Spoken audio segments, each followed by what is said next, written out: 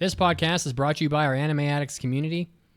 If you want to get all of our extra content, you can get our hentai episodes, our after parties, and our Hobby Addicts episodes, all exclusive just for you because we love you, over at AAApodcast.com/join or Patreon. Hey, I'm pretty sure this is the only podcast that does hentai anything. So if you want to get that content, AAApodcast.com/join. You'll have a lot of fun with it, and we'll have fun entertaining you as well. And now time to start the show. Get ready! You're about to listen to the Anime Addicts Anonymous podcast. Make your anime addiction worse at AAApodcast.com. And now, here are your anime addicts.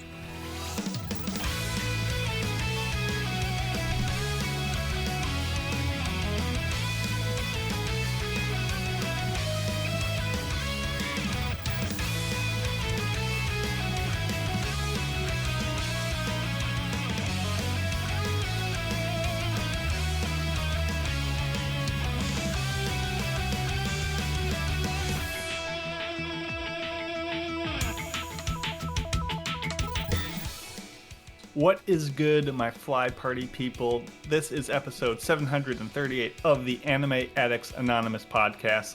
And we're going old school today. And by old school, I mean we have Mitsugi here because he's old. What's good? What's really good? Good old. I like the old. And we have school here because we have Pancake, and I have no basis for that metaphor. There's nothing. There's no thought went into this. How's it going, Pancake? It's going well. I'm here to school you nerds, right? Oh, there we go. That's what I'm talking about. Oh, spicy. We love to hear it. And I am Mason, and nobody cares because we're here to talk about anime, and that's more important than anything else. We try to do it. We sometimes get off track, but whatever. As always, you can find us on any podcast streaming platform, including iTunes, where you can also leave awesome reviews to make us feel good about ourselves. Or you can head on to our Discord, which you can find at our website, AAApodcast.com, and say really mean things about us to make us feel bad about ourselves, and balance will be restored to the universe. But today we are talking about pre-2000s anime. We're going back, before most of you were even born, and probably, yeah, that's sadly probably true. But anyway, we're talking old school shows that you probably should watch because old anime is good, fact check certified, Wikipedia stamp of approval, and you can join us on Twitch to watch us live because I'm all over the place today because I'm just so excited that we have Pancake here because she just brings energy to the show that is unmatched by literally lithium Duracell batteries. We are not sponsored, but please get us sponsored by it. I don't know. Battery flavored pancakes. What the fuck is up? Let's party. Oh my goodness. Let's see how many times I can derail the podcast this time. Place your bets now.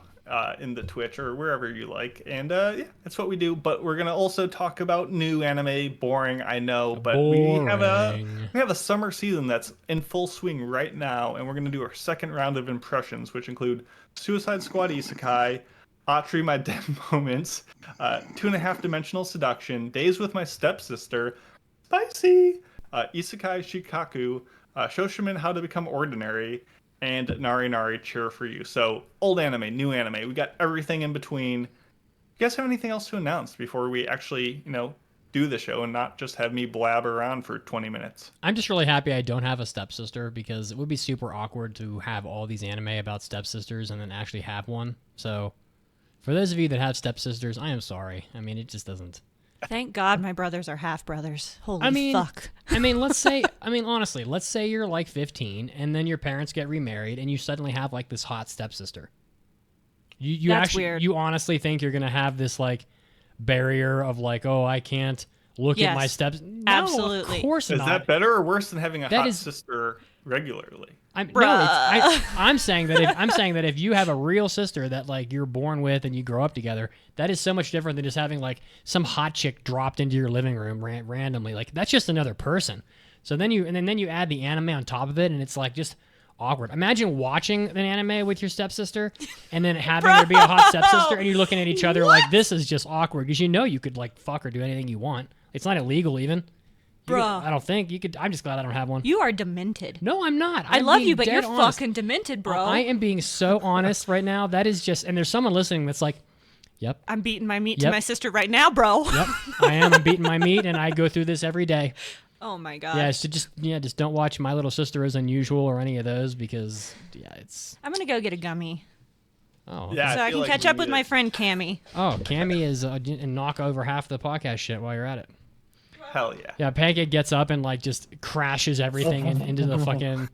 Wow. And I'm drinking an Irish coffee today, so I just went ahead and put like some whiskey in this coffee because. What percent is Irish and what percent is coffee? It's a pretty big coffee cup. I mean, it's large. I mean, it's probably a 16-ounce cup, and I probably put about a little more than a shot in there. It's not that much. Maybe probably like less than 10% of it. It's not too bad. All right, and that's about it. So now that I have I can just hear Caroline like listening to this, and she's like, "Oh no, Mitz, why? Don't do it to them." You all fucking know what's up. And by the way, The children. it's like as if our listeners aren't perverts. As we add a ton of support after that last Soapland hentai episode, you all know who you are. You all know you're here for the tits and the porn and everything. It's give me a fucking break. Bro, we were walking to the store this morning. Oh, Motherfucker is watching an anime about a club. And the bitch is trying to get naked. We're gonna In watch the it first later. or second episode. We're gonna talk about it. Yeah. Naked? We're all You said she perverts was here. Naked? Get your dicks out, get your tits out. That's later. Never mind. Yeah, we'll do a hentai episode after the podcast today with Pancake, and we will try to shock and awe her with hentai from the current month, which would be July, of course. So if you want to get that, okay, it's you know how to do it. Head over to the website. So, Mason, you ready, baby? No, but let's do it. おー、大ニュースです。It's time for big news of the week.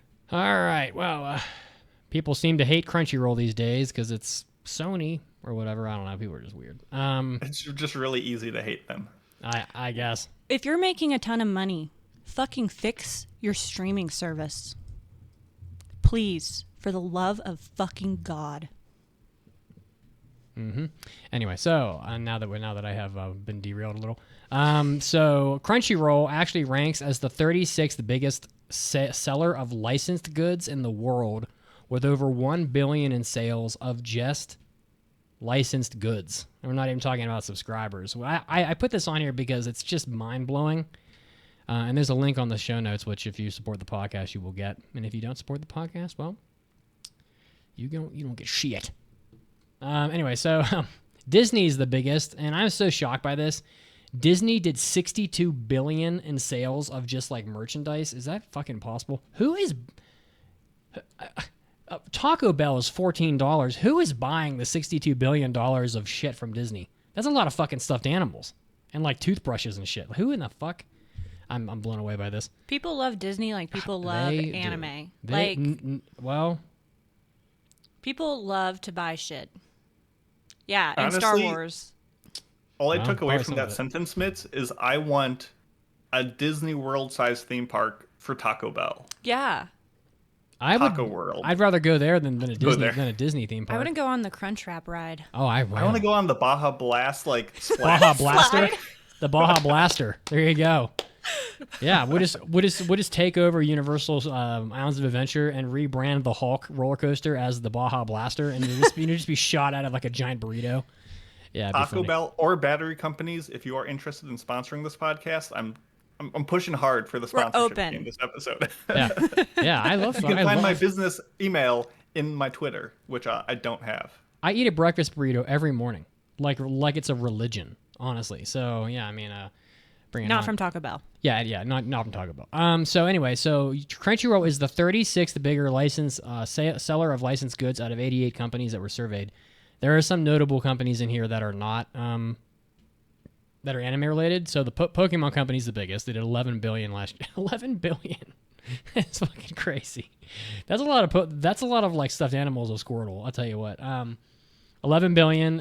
One Piece did 5 billion, so that's also a lot. Hello Kitty did 5 billion. Namco did 3 billion, of which most was Dragon Ball. Sega did 950 million. So literally, Crunchyroll sells more licensed goods than Sega.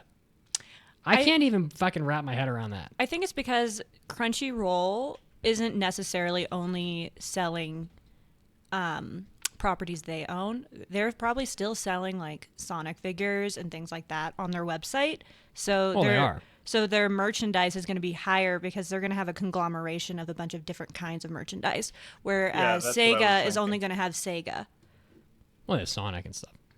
It's But, mostly like, Sonic shit. what is Pokemon gonna sell? Pokemon stuff. What is Crunchyroll gonna sell? Anything under the Everything. umbrella that they can put everything. Are you a fucking nerd? Go to the Crunchyroll website right now. Yeah, I just feel like I just think like it just shocked me because when I think Crunchyroll, I think of one of the last bullet points I have on here, which is Crunchyroll now has 14 million paid subscribers. That's what I think of. Because I mean, if you take 14 million divided by multiply it by 7 for like a subscription, you're at almost 100. You're almost 100 million a month, which is if you get to take it out to a year, that's about $1 billion a year just off of subscriptions. But I don't actually think like who the fuck is really buying shit off Crunchyroll's website. Apparently, a lot of people who probably have those like higher tier subs where they get a discount, so they're more incentivized to buy stuff from the Crunchyroll ecosystem that they're already putting money into, and it just vicious cycle. I want to hear from people on the Twitch right now. If you ever bought something from Crunchyroll's like merchandise store, I want to hear about it right now. So I mean, We have. We have really. Yep. Oh, we did. Gon- We bought. Gon and fucking- Gila. we bought I'm the Haikyuu problem. shit. But that was years ago. That isn't. Just kidding. Anyway, so recently they did like a high-profile Crunchyroll / Cowboy Bebop merchant like clothing collection, which was looked pretty good. They had a lot of like cool jackets and stuff. So let's see here. So also in the article they talked about how Crunchyroll is expanding very rapidly and is doing a good job of bringing more theatrical releases of anime movies. So there was the Spy Family Code White, which, believe it or not, Crunchyroll actually did have a hand in bringing these to theater. Haikyuu, the Dumpster Battle, which I guess is that really the title? Like, do I Yeah, have a fucking it's like drop? the Gomi Baku something or other. It's only part 1. Okay, well, it's a pretty weird title, and I do have a drop here with a dumpster in it somewhere, but of course I can't find it because that's life. Then there was Blue Lock, the movie. There's Demon Slayer movie, Infinity Castle or some shit. And I didn't know this, but Sony continues to torture people who just hate corporations, I guess, because they bought Alamo Drafthouse. Did you know that, Mason? What? Alamo Drafthouse is owned by Sony. They own the whole chain, and it's the 7th largest theater chain in the U.S. And they're using the Alamo Drafthouse to bring these anime movies to people, Fucking tight. which I think that's good. I don't know. People hate Sony, fuck Sony, blah blah. I mean, it's like okay, well, you're getting more Well, movies. I don't Alamo know. Drafthouse needs to do themed like popcorn buckets, Oh, I'd like that. and then I would only go to Alamo Drafthouse to watch anime. Thank you. Yeah, we may have to do that because they're probably not going to have a movie tavern in fucking Knoxville. Yeah, probably. Anyway, so that's it. I was just surprised to see that Crunchyroll's so high up there. Other brands that sell a lot of merchandise are Authentic Brands Group. I don't know what the fuck they sell. Dot Dash Meredith. Warner Brothers is down at number 4 with 15 billion. Hasbro, which is all like, I think Hasbro sells like Hot Wheels cars and stuff like that. They're 14 billion. That's insane. NBC, Pokemon Company's in here. Blue Star Alliance, Mattel. Mattel is beaten out by Pokemon. Like, sorry, Barbie, you suck. I mean, you're not even fucking close. WHP Global. Well, you So- only need one Barbie to be a trainer, but you need a bunch of Pokemon figures for the Barbie. So, of course, It's true. yeah, makes true. sense. All right, so that's my big news. Crunchyroll is just, man, if they had a stock, it's probably going straight up. So, probably doing pretty good. Mason, what you got? I got an anime announcement. We've heard rumors of it coming, but we finally got not only the official word, but a 2-minute video announcing the glorious news that the absurd manga Rooster Fighter is getting an anime adaptation. Have either of you heard or seen or read Rooster Fighter? No, but it's called Cockfight. Yeah, Cockfight. It's like Niwatori Fighter or something. Big But So yeah, fucking it's you could shorten Cockfighter. it to Cockfight. Yeah, it's cockfighting. Tight. I love cock fights. I do. So Look at honestly, this if you fucking did video. not know the title and just looked up, the synopsis, which is a story of Keiji who vows to defeat the demon that killed his sister. He wanders around Japan and has a policy to never stay longer than necessary. He has a strict code of conduct that he follows regardless, and respects and appreciates all around him except for children because he kind of hates children. That sounds like any badass shonen-y seinen fighting show. Except for the hate of dude- children. like, I don't know. That's like a Wait, they thing hate in like children? JoJo. They He doesn't like children, and we can sympathize with that. We'll forgive him, even though if this is if this is a shonen anime, that's kind of I mean, it's it's meant for children. I guess. it's I don't know. It's definitely more mature because the person is It's literally called cockfight. Yeah. he's literally a chicken.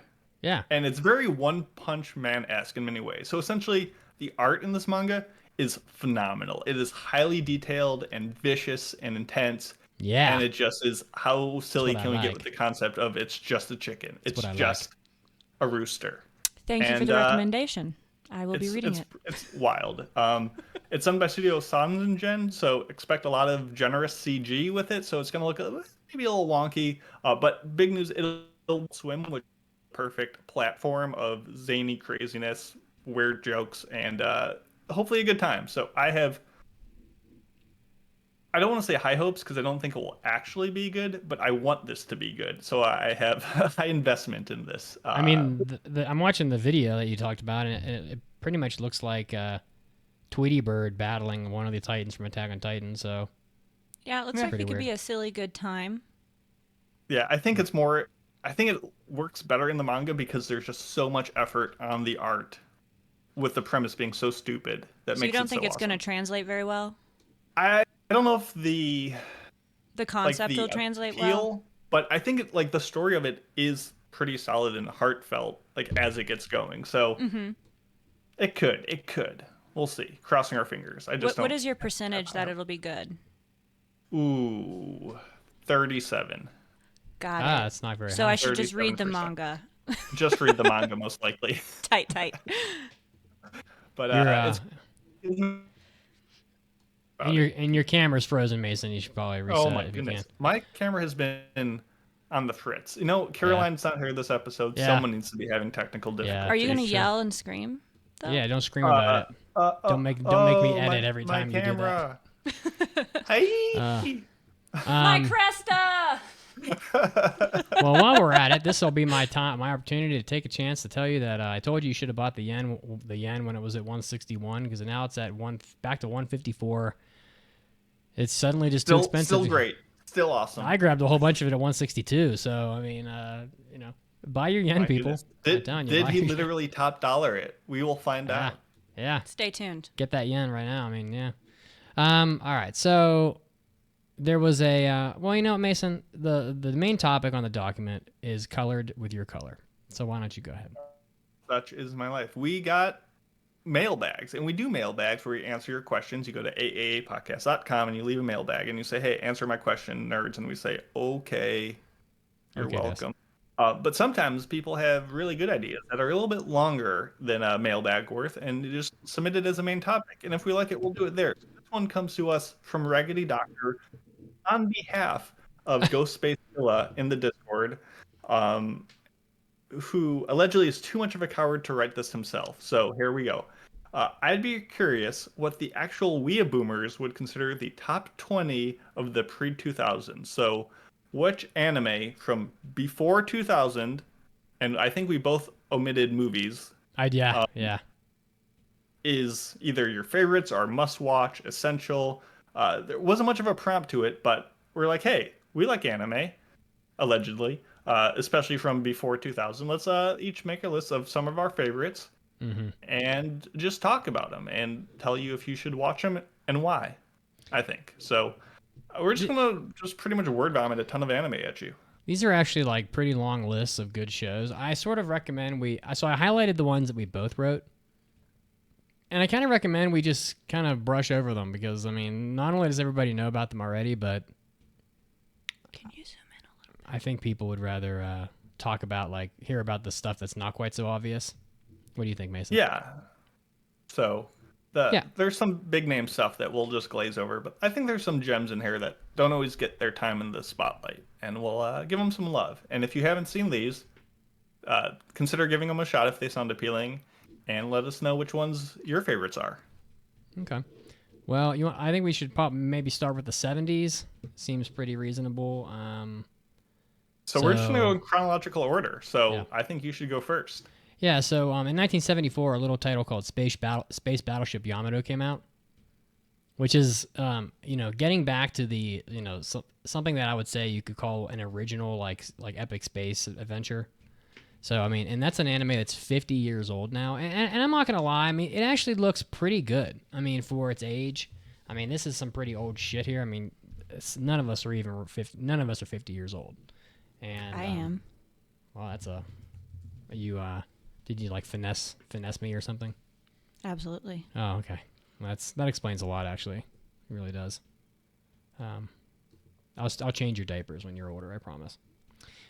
So Space Battleship Yamato, Uchu Senkan Yamato. There's a TV series and a movie. I watched the TV series, and I think we covered it on the podcast. But obviously, Space Battleship Yamato is going to be like one of your first epic space dramas. You know, it's got the space fights, the asteroid fields. It has conflict, good characters. I mean, the captain of the ship is fucking awesome. So I really recommend Space Battleship Yamato. It is just old, though. I mean, I don't even know where you'd find it. I don't know if it's on Crunchyroll or anything like that, but it's definitely. Are you a fan of Space Battleship Yamato, Mason? I'm not really. And the other question I have for you is, what do you think of 2199, kind of the remake of it that came out later? I don't think I watched the remake. I think I've only seen Okay. the original one. So the ancient as fuck one that was probably done by Asahi. I'm trying to look it up right now. It's probably done by like Asahi Productions or something, because that's all there was. Voyager, let's see, Studios, Group TAC. Man, are they even still active? Newest? Their newest thing was, wow. Are they defunct? Hana Kappa came out in 2010, so this studio's done. They're gone, so. Aww. Womp womp. So, but I recommend it. I mean, it's 26 episodes. It's a lot of fun. So, Yeah, and that's where I think I like the newer version more, as much as, the old have their own style and aesthetic that I love. But I think it's like 20.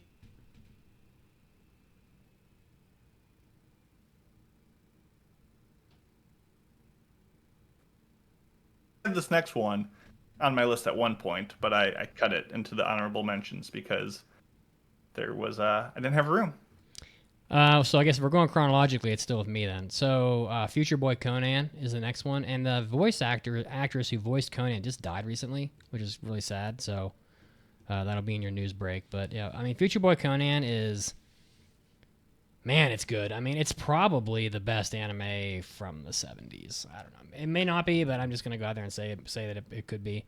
I mean, this is a Miyazaki early work, like one of the earliest.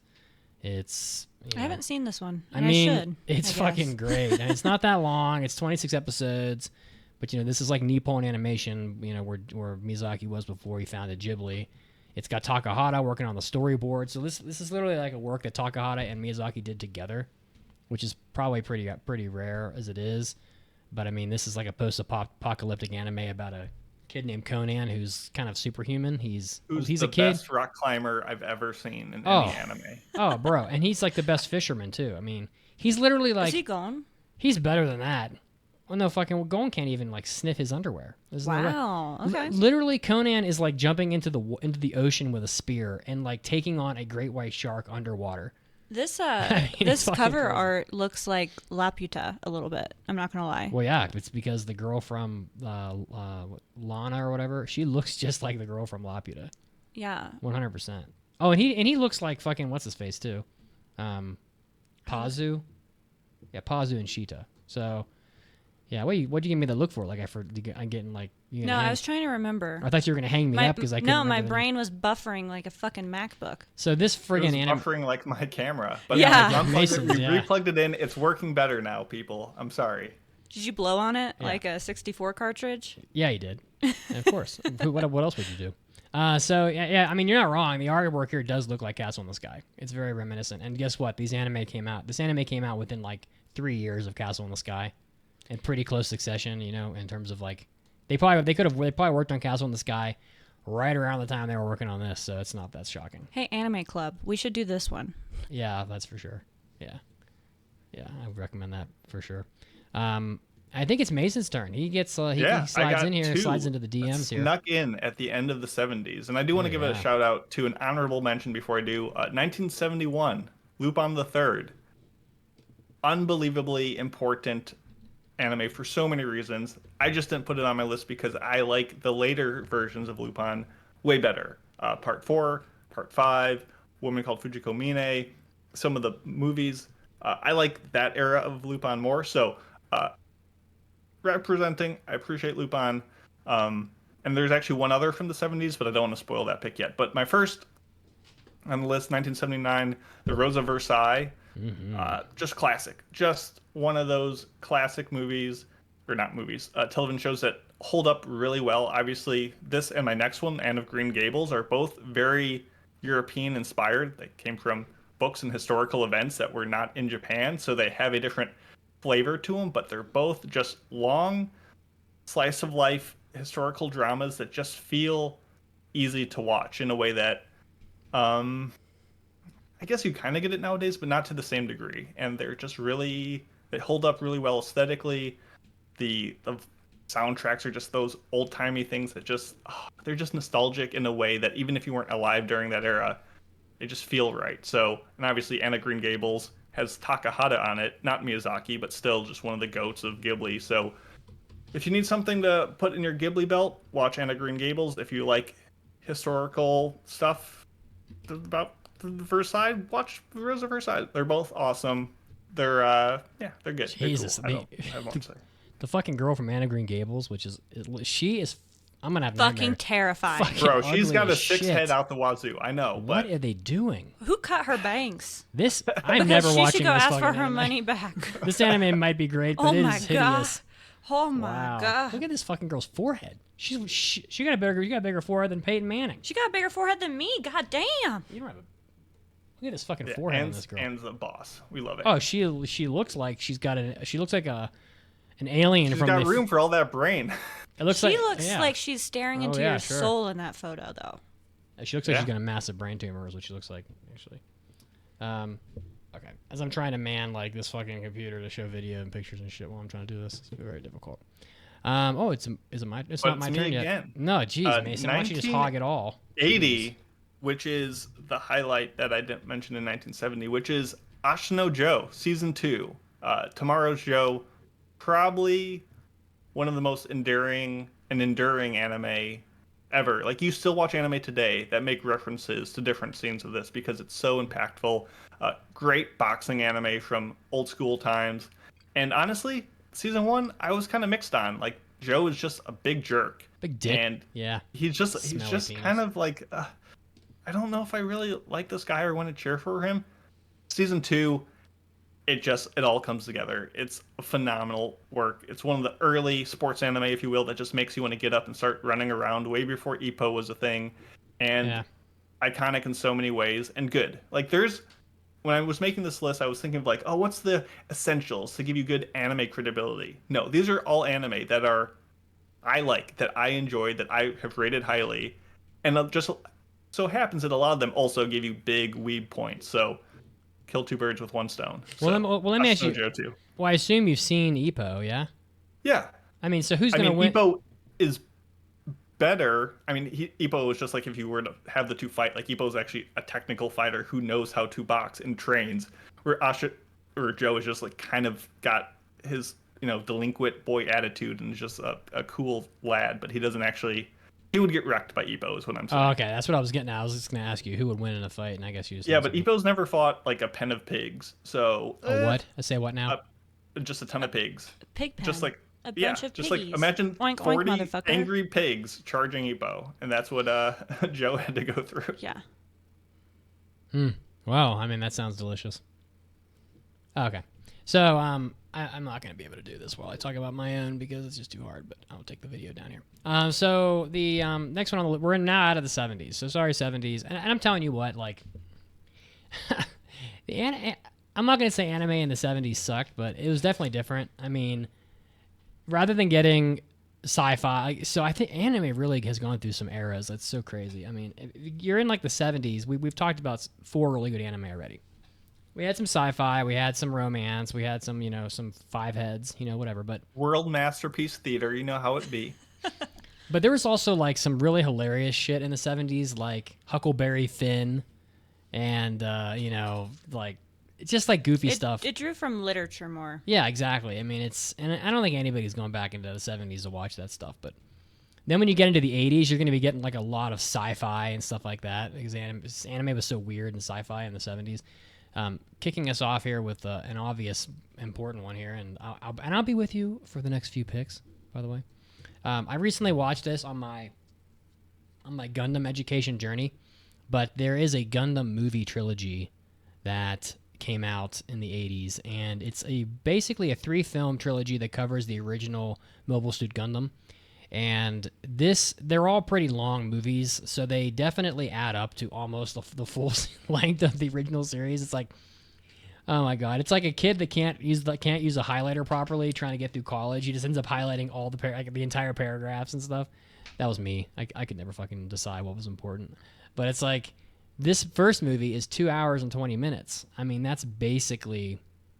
Isn't that what you watched on the plane to Japan? No, I watched Mobile Suit Gundam 0080. War in the Pocket. Okay. Sorry. Yeah. Get it right, Pancake. Jeez. Don't you know? Can't you tell your Gundams apart? String me up by my toenails, I swear to God. Art the Clown might. He'd cut you in half, too, with a hacksaw.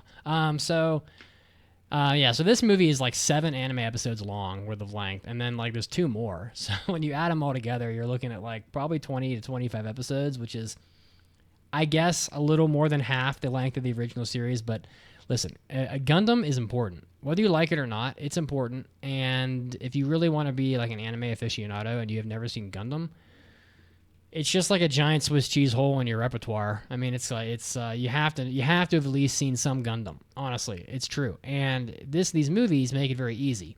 And I believe they're on Netflix, so not very many excuses here. And the movies are pretty good, also, by the way.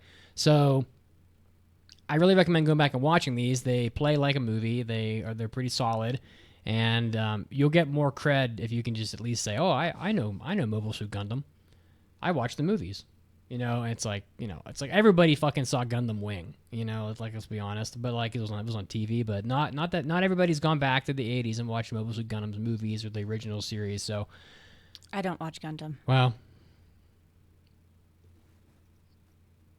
that's what do you want me to do? String you up by your toenails? I'm just saying, like, it ain't 50 for lashings. Ain't for everybody. Those big robots are kind of boring. Oh, jeez. The one that you watched with the pockets was fine. Wow, Pancake is just like... Okay. Big fan of pockets. We like pockets here. Yeah, we like pockets here. Yeah. Yeah, Boomy. Fuck Boomy. that. That was a fuck shitty Pancake. take. That was a shitty ass take, though. What the fuck's wrong with you? That's fine. I hate Gundam. There's like I didn't 60... say I hated it. I said it ain't for me because the robots are boring in it, okay? Well, I just don't believe you because there's like 40 anime series. You hate them all? They're all boring? The one with the pocket seemed fine. How would you... Oh, well, so let me get this straight. And this is for all the Gundam fans. But that's more of like a human story, you said. So I'm going to like that anyway. A lot of them are human stories. Yeah, well. The Mobile Suit Gundam 0080 8th MS team or whatever was a love story about the girls from the enemy. Listen, all I'm saying is I have pockets though. I have to do it for Andrew and for all the fans of Gundam. Don't bring my husband into this. I'm just saying you have visually laid eyes on maybe 2 out of the bajillion Gundam. Show me more. Change my mind. Okay. And then we'll Show circle me. back, motherfucker. I'll show you. Jeez, you have to like curse and everything. It's so rude. You're getting Family show here. All right. Come on. All right. So the next one is Dragon Ball, 1986. Sorry, but it's required. Listen, a show that came out in 1986 is still doing $3 billion a year in merchandise sales and $1 billion in video games. I'm not saying It's bad. 40 years old. I'm not saying you're still it's on bad. Gundam. Yeah. Why don't you move on? I moved on already. Okay. Jeez Louise. So I went with Dragon Ball, not Dragon Ball Z. You have to respect Dragon Ball. Dragon Ball is 40 years old almost, and it's still one of the most profitable anime properties that exists. That is pretty rare. I mean, you're talking about something. Most of these anime, like think about like Dress Up Darling or something. It came, it was hot, it left, no one cares anymore. It's been like a year. Like no one gives a shit. Dragon Ball is in its 40th year and it's getting 300-foot-long murals in Peru. I It's love insanity. OG Dragon Ball. So I mean, Dragon Ball, it's long. I'm not gonna say you have to watch all of it, but like Dragon Ball is important, and you should at least be well aware of like the story and the characters, in my opinion, because Dragon Ball is inspiring like thousands of anime that came after it. I mean, it's undeniable. And when you consider how few like giant shonen shows existed in the 80s, Dragon Ball must have hit the anime scene like a nuclear bomb when it went off. It must have been unimaginably huge. I mean, think about how few anime there were in the 80s. Nowadays, it's like, oh, Demon Slayer, oh, it's so great. But there's like hundreds of anime now that come out right at the same time that Demon Slayer comes out, and people are torn in different directions. Well, it's like, oh, I love this, I love this. Dragon Ball, that was all you had for a long time. It's a big deal. Well, and it's different because it was fun and it was an original type of series. It wasn't so much, the literature or anything like that. You have these kooky characters. You have this fun little kid. There's tournaments. It's got a little bit of everything for everybody. I don't know. It's just very accessible anime, I think. Yeah. Oh, I should have played the Tobe song for fucking Mobile Suit Gundam. I mean, you've never even seen the commercials for Gundam? I've seen them. You have. So you know the song? Tachiagare? Probably. Oh, here it comes. Mason, you ready? Oh, yeah. Moe agare Kimi wo. There you go. Yeah, I've heard that. Oh, you like it? I said I've heard it. It's fun. Oh my god. Fuck me. Garunala. I hate you. Well, that's weird because you married me, so it's pretty strange. Okay. Dragon Ball's important. I mean, no one's going to argue that. And Mason, you're still on the sideline. How does it feel? How does it feel? Okay. To... I'm Mason, saving. I miss you. Baby, come back. Mason, I want to know how it feels that having seen so many more anime than I have, you're so, and I'm just dominating you in the old stuff. What is going on here? It's because you're old. Mason's seen so much. Mason's seen way more anime than me from every decade. He's young and hip like me. Well, yeah, I'm not hip anymore. Yeah, we're the cool kids. Anyway, so there are a lot of Bubblegum Crisis shows out there. There's been a few of them, and I've seen pretty much all of these.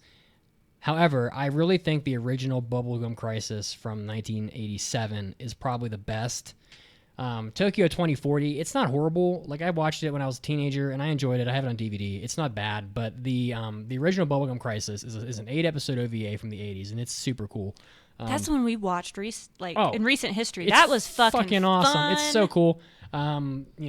Pris is so just badass in this, and Nene. Badass bitches. This anime has an incredibly epic and iconic first 5 minutes. I mean, where they're playing Konyo or Hurricane, and she's on the stage, and it's all like they're animating all the dancing and everything. It's so fun. And while like the incredible pop song too, and while it's playing, like there's like the AD police or whatever are trying to like take down boomers that are going rogue in the streets. I mean, it's just like it's so fucking awesome. And Konyo or Hurricane is a really strong pop song from the 80s for anime. So this is on Retro Crush, I believe, and I think it's free. I think question mark. But I really think that it should be watched. People should watch Bubblegum Crisis from the 80s. Anyway, that's it. I don't want to go on too long. We're gonna go super long, but Bubblegum Crisis, don't sleep on it. It's solid. So, and it's got a lot of content. Mason, you're up. You ready for 1988? Yeah, it's like one of my favorite anime years. Well, fucking totally. Obviously for good reason, because we got 3 entries into this list from this one year, and we're gonna go through them quickly because I think I've talked about Legend of the Galactic Heroes plenty of times on this podcast. Not enough. But at 110 episodes, it's probably one of the most refined experiences of a epic you'll see. I would put it up there with the likes of Hajime no Ippo, of just this long-running series that just hits every episode, every step of the way. And it's the one that everyone puts off, and then they finally watch it, and they're like, damn, that was really as good as everyone said it was. And it's a masterpiece. It's an epic of epic proportions, and that word gets thrown around way too often these days, but Legend of the Galactic Heroes deserves it. It's an OVA, and we're going to get more of them, because the next one, Ultra from 1988, is Mobile Police Patlabor, which is definitely the start of the top sci-fi Ghost in the Shell type of things, but it's just so darn adorable with this super Genki lead character Izumi who just loves her like mechanical buddy Alphonse, and it's just she's so cool. It's so awesome. 7 episodes. You can do 7 episodes, right, listener? It's fun. It's fun. I promise you. It's such a good time. Yeah, You'll love super it. fun. Yeah. And there's a movie to go with it. And finally, from 1988, also another OVA, because this was the year of thriving OVAs, we have the iconic Gunbuster, the first entry you'll find of Hideaki Anno on my list today, but not the last. We'll get to one more later. But yeah, you like boobs? Boom. There you go. I you do got like 1988's the originator of the Gynax boob bounce right here. And it's got such a wild story to go with it. We're going topless, brutal. baby. It's savage. It starts off so lighthearted, so fun, and it just goes places that most anime don't nowadays, and it looks and sounds awesome. Ooh, wow. So if you like space, you got 2 entries, and if you like cool robots goofing around in Japan as I don't know, it's just a mood with Pat Labor. So 1988, legendary year. It's not a bad year. I think Totoro came out in 1988. There's a whole bunch of good shit. I mean, and there's so many movies we could have put on this too, but oh yeah. In fact, so I think you need to do a separate one on just movies. Yeah, we could. The chat was like, "Oh, where's Macross?" I wanted to put some Macross on here, but most of the Macross that I've seen that I would want to talk about is like, "Do You Remember Love?" and stuff like that, and those are movies. So that's why I didn't put Gundam on mine, because the Gundam I like the most, it doesn't belong in this category. Same with Lupin, same with stuff like that. So that's why Macross isn't on here. Yeah, there's no Macross on here, but there certainly are Macross. There's Macross stuff that's worth talking about. I just haven't seen all of them, and so I don't want to speak to something I haven't really seen. But I have most of the stuff I've seen are like movies, so tough, or from after 2000. So I've obviously have seen like Macross F and Macross Frontier and all that shit. So the next one on my list though is another mecha show. It's Peggy already mentioned it, and that's 0080 War in the Pocket Gundam, Mobile Suit Gundam. Came out in 1989. Don't need to talk about this too much, but it is more human than the others. Although there are mecha fights and stuff too. But I mean, it's just a different perspective. I mean, whereas some of these Gundam shows I've seen are like taking place in outer space or on alien planets. Or this takes place on one of the colonies that's neutral, and they just kind of get wrapped into like the war, because let's see, I'm trying to remember, the Earth Federation or whatever is building like mechas on this colony, even though it's supposed to be neutral, which is a treaty breach. And then like at one point in the movie, or in the OVA, they're gonna nuke the colony and kill all the people because they're making weapons on the colony, and they're just like, fuck it, we're just gonna nuke it. And it's like very dramatic, like people don't want to die and shit, and there are people that know about it, and then but most people are like ignorant, and it's just really good in a lot of ways, and it takes place from the perspective of a kid, which makes it a little bit different also. And it's just an overall outstanding. I think it's probably the best Gundam thing I've seen, and I'm not even a Gundam newbie anymore. I've seen probably, I would say 8 or 9 Gundam series, and this is not a series, it's more of an OVA, but like I still think it's probably the best one I've seen. So, and then speaking of the best things I've seen, Riding Bean is an anime that I would literally, I would run through the streets of Tokyo stark ass naked if I could just get like another 6 episodes of Riding Bean, because it's just fund it. Just put up the money. I fucking should, because I mean this anime has Bean Bandit, who's cool as fuck. I mean he's really fucking cool. I mean I'm just gonna pull him up in here because fuck it, I got Bean Bandit. I mean he is like one of the coolest characters I think I've ever seen in an anime. Bean Bandit would be a great mascot at our Taco Bell theme park. Fuck yes, it would. Look at this fucking guy. Goodness. It's like the Hamburglar, but a bean. Yeah. I mean, this guy punches his hand through the side of a car, puncturing the door, and then rips the door off just to get someone out of the car. I mean, he's a fucking badass, and it's so awesome. Love how they drew hair Oh, back so in the good. day. Yeah. Oh yeah. It's just so fun and like voluminous. Look at this guy. Look at this guy's face. He looks amazing. Wow, he looks so great. Ah, fuck off. The internet is like shitty. Yeah, so Bean Bandit is super cool, but also it has it's in the Gunsmith Catch universe, which we will talk about later. Fuck yeah, I love those bitches. Raleigh Vincent is in this, and although I don't think her name's Raleigh in this OVA, she uses her a different name, but yeah, we definitely need more Bean Bandit. It's like criminal that he didn't get really much content at all. So very depressing. Oh, it's a tie, Mason. You can go next. Oh, I'll go first. It's funny because I think once we get to the 90s, like the later 90s, we're just going to be like, this show, this show, this show. We won't have to explain anything because people know what these shows are. If you know, you know. These next two shows I need to talk about are like the deep drilling deep into the core of the Mason anime experience. These are the ones that no one's ever heard of, no one's ever seen. But I love them with all my heart. And if you're willing to give them a shot, I think you might like them too, if you're into some weird stuff. So the first one, easily one of the most fun anime titles to say, which is Gosenzo Sama Banbanzai, which is a 6-episode OVA that is just so surreal in its depiction of a normal slice of life. It's just a very theatrical presentation. It looks like you're watching a stage show with just these weird perspectives and odd directorial techniques that just make the experience so vividly memorable, and just has this very simple cast of characters that are just so captivating that it's an experience that I've never gotten in any other anime. It's so cool. It's like the Tommy Galaxy meets Rakugo Shinju, and just very performative. It's so unnatural in its presentation that it's captivating. It's so cool. Watch it. I'm trying to go quicker here. Although I think we should skip the yellow ones on this list because they're just so obvious. Record of Lodoss War is the last one from 1990, and this anime is like a wet dream for people who like D&D. I mean, I really think this was like, I can't say for sure, but one of the first anime that was literally going for that. I mean, you have the elves, the dwarves, the mages, the warrior, the dragons. It's literally D&D, literally, except it's anime, and it predates most of all this other stuff, I mean, by quite a bit. I'm sure there was probably some anime from the 80s that also attempted to do it, but they probably didn't do it as well, because this anime has Deedlit in it, and she's fucking awesome. Parn is awesome. And Record of Lodoss War has an amazing theme song. It is unfucking believable. Yoko Kanno and Maya Sakamoto on the theme song. Are you shitting me? It is so good. I definitely... And yes, Twitch, Deedlit is my waifu. And yeah, you're not wrong. Deedlit is, yeah. Mason, you are up. Oh, buddy. It's time for your monthly shaming. I watched one episode. Okay. Yeah, I know they're 50 minutes long. They're fucking long. I don't care. They get better. You gotta watch them.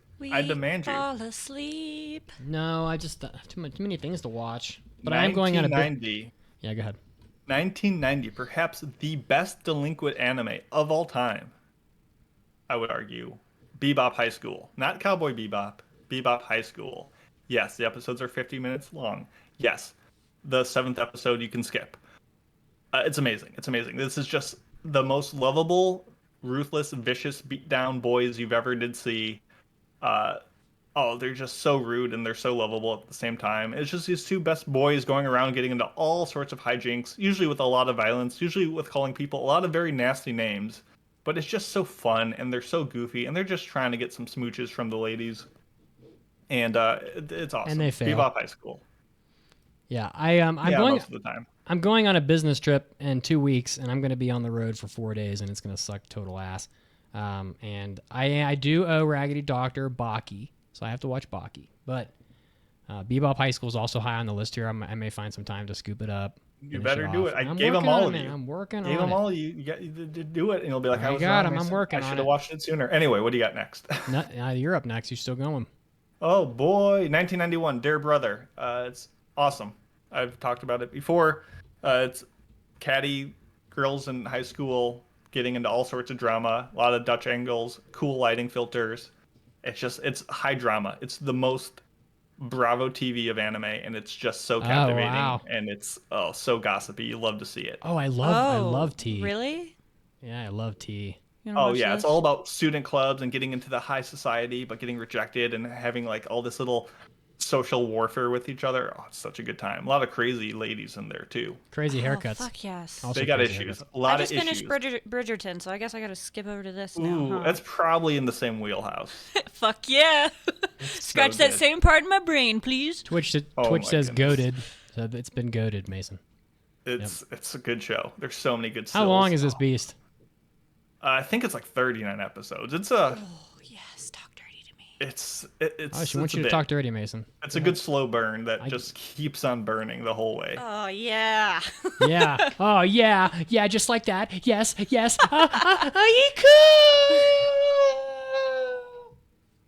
So sorry. And I finished. I think we should skip over Yu Yu Hakusho and Slam Dunk. We're kind of running out of Yeah, time. I think we just mentioned them. They're good. Yeah, they're classics. fucking. You've heard of them. Watch them. Yeah, insanely good.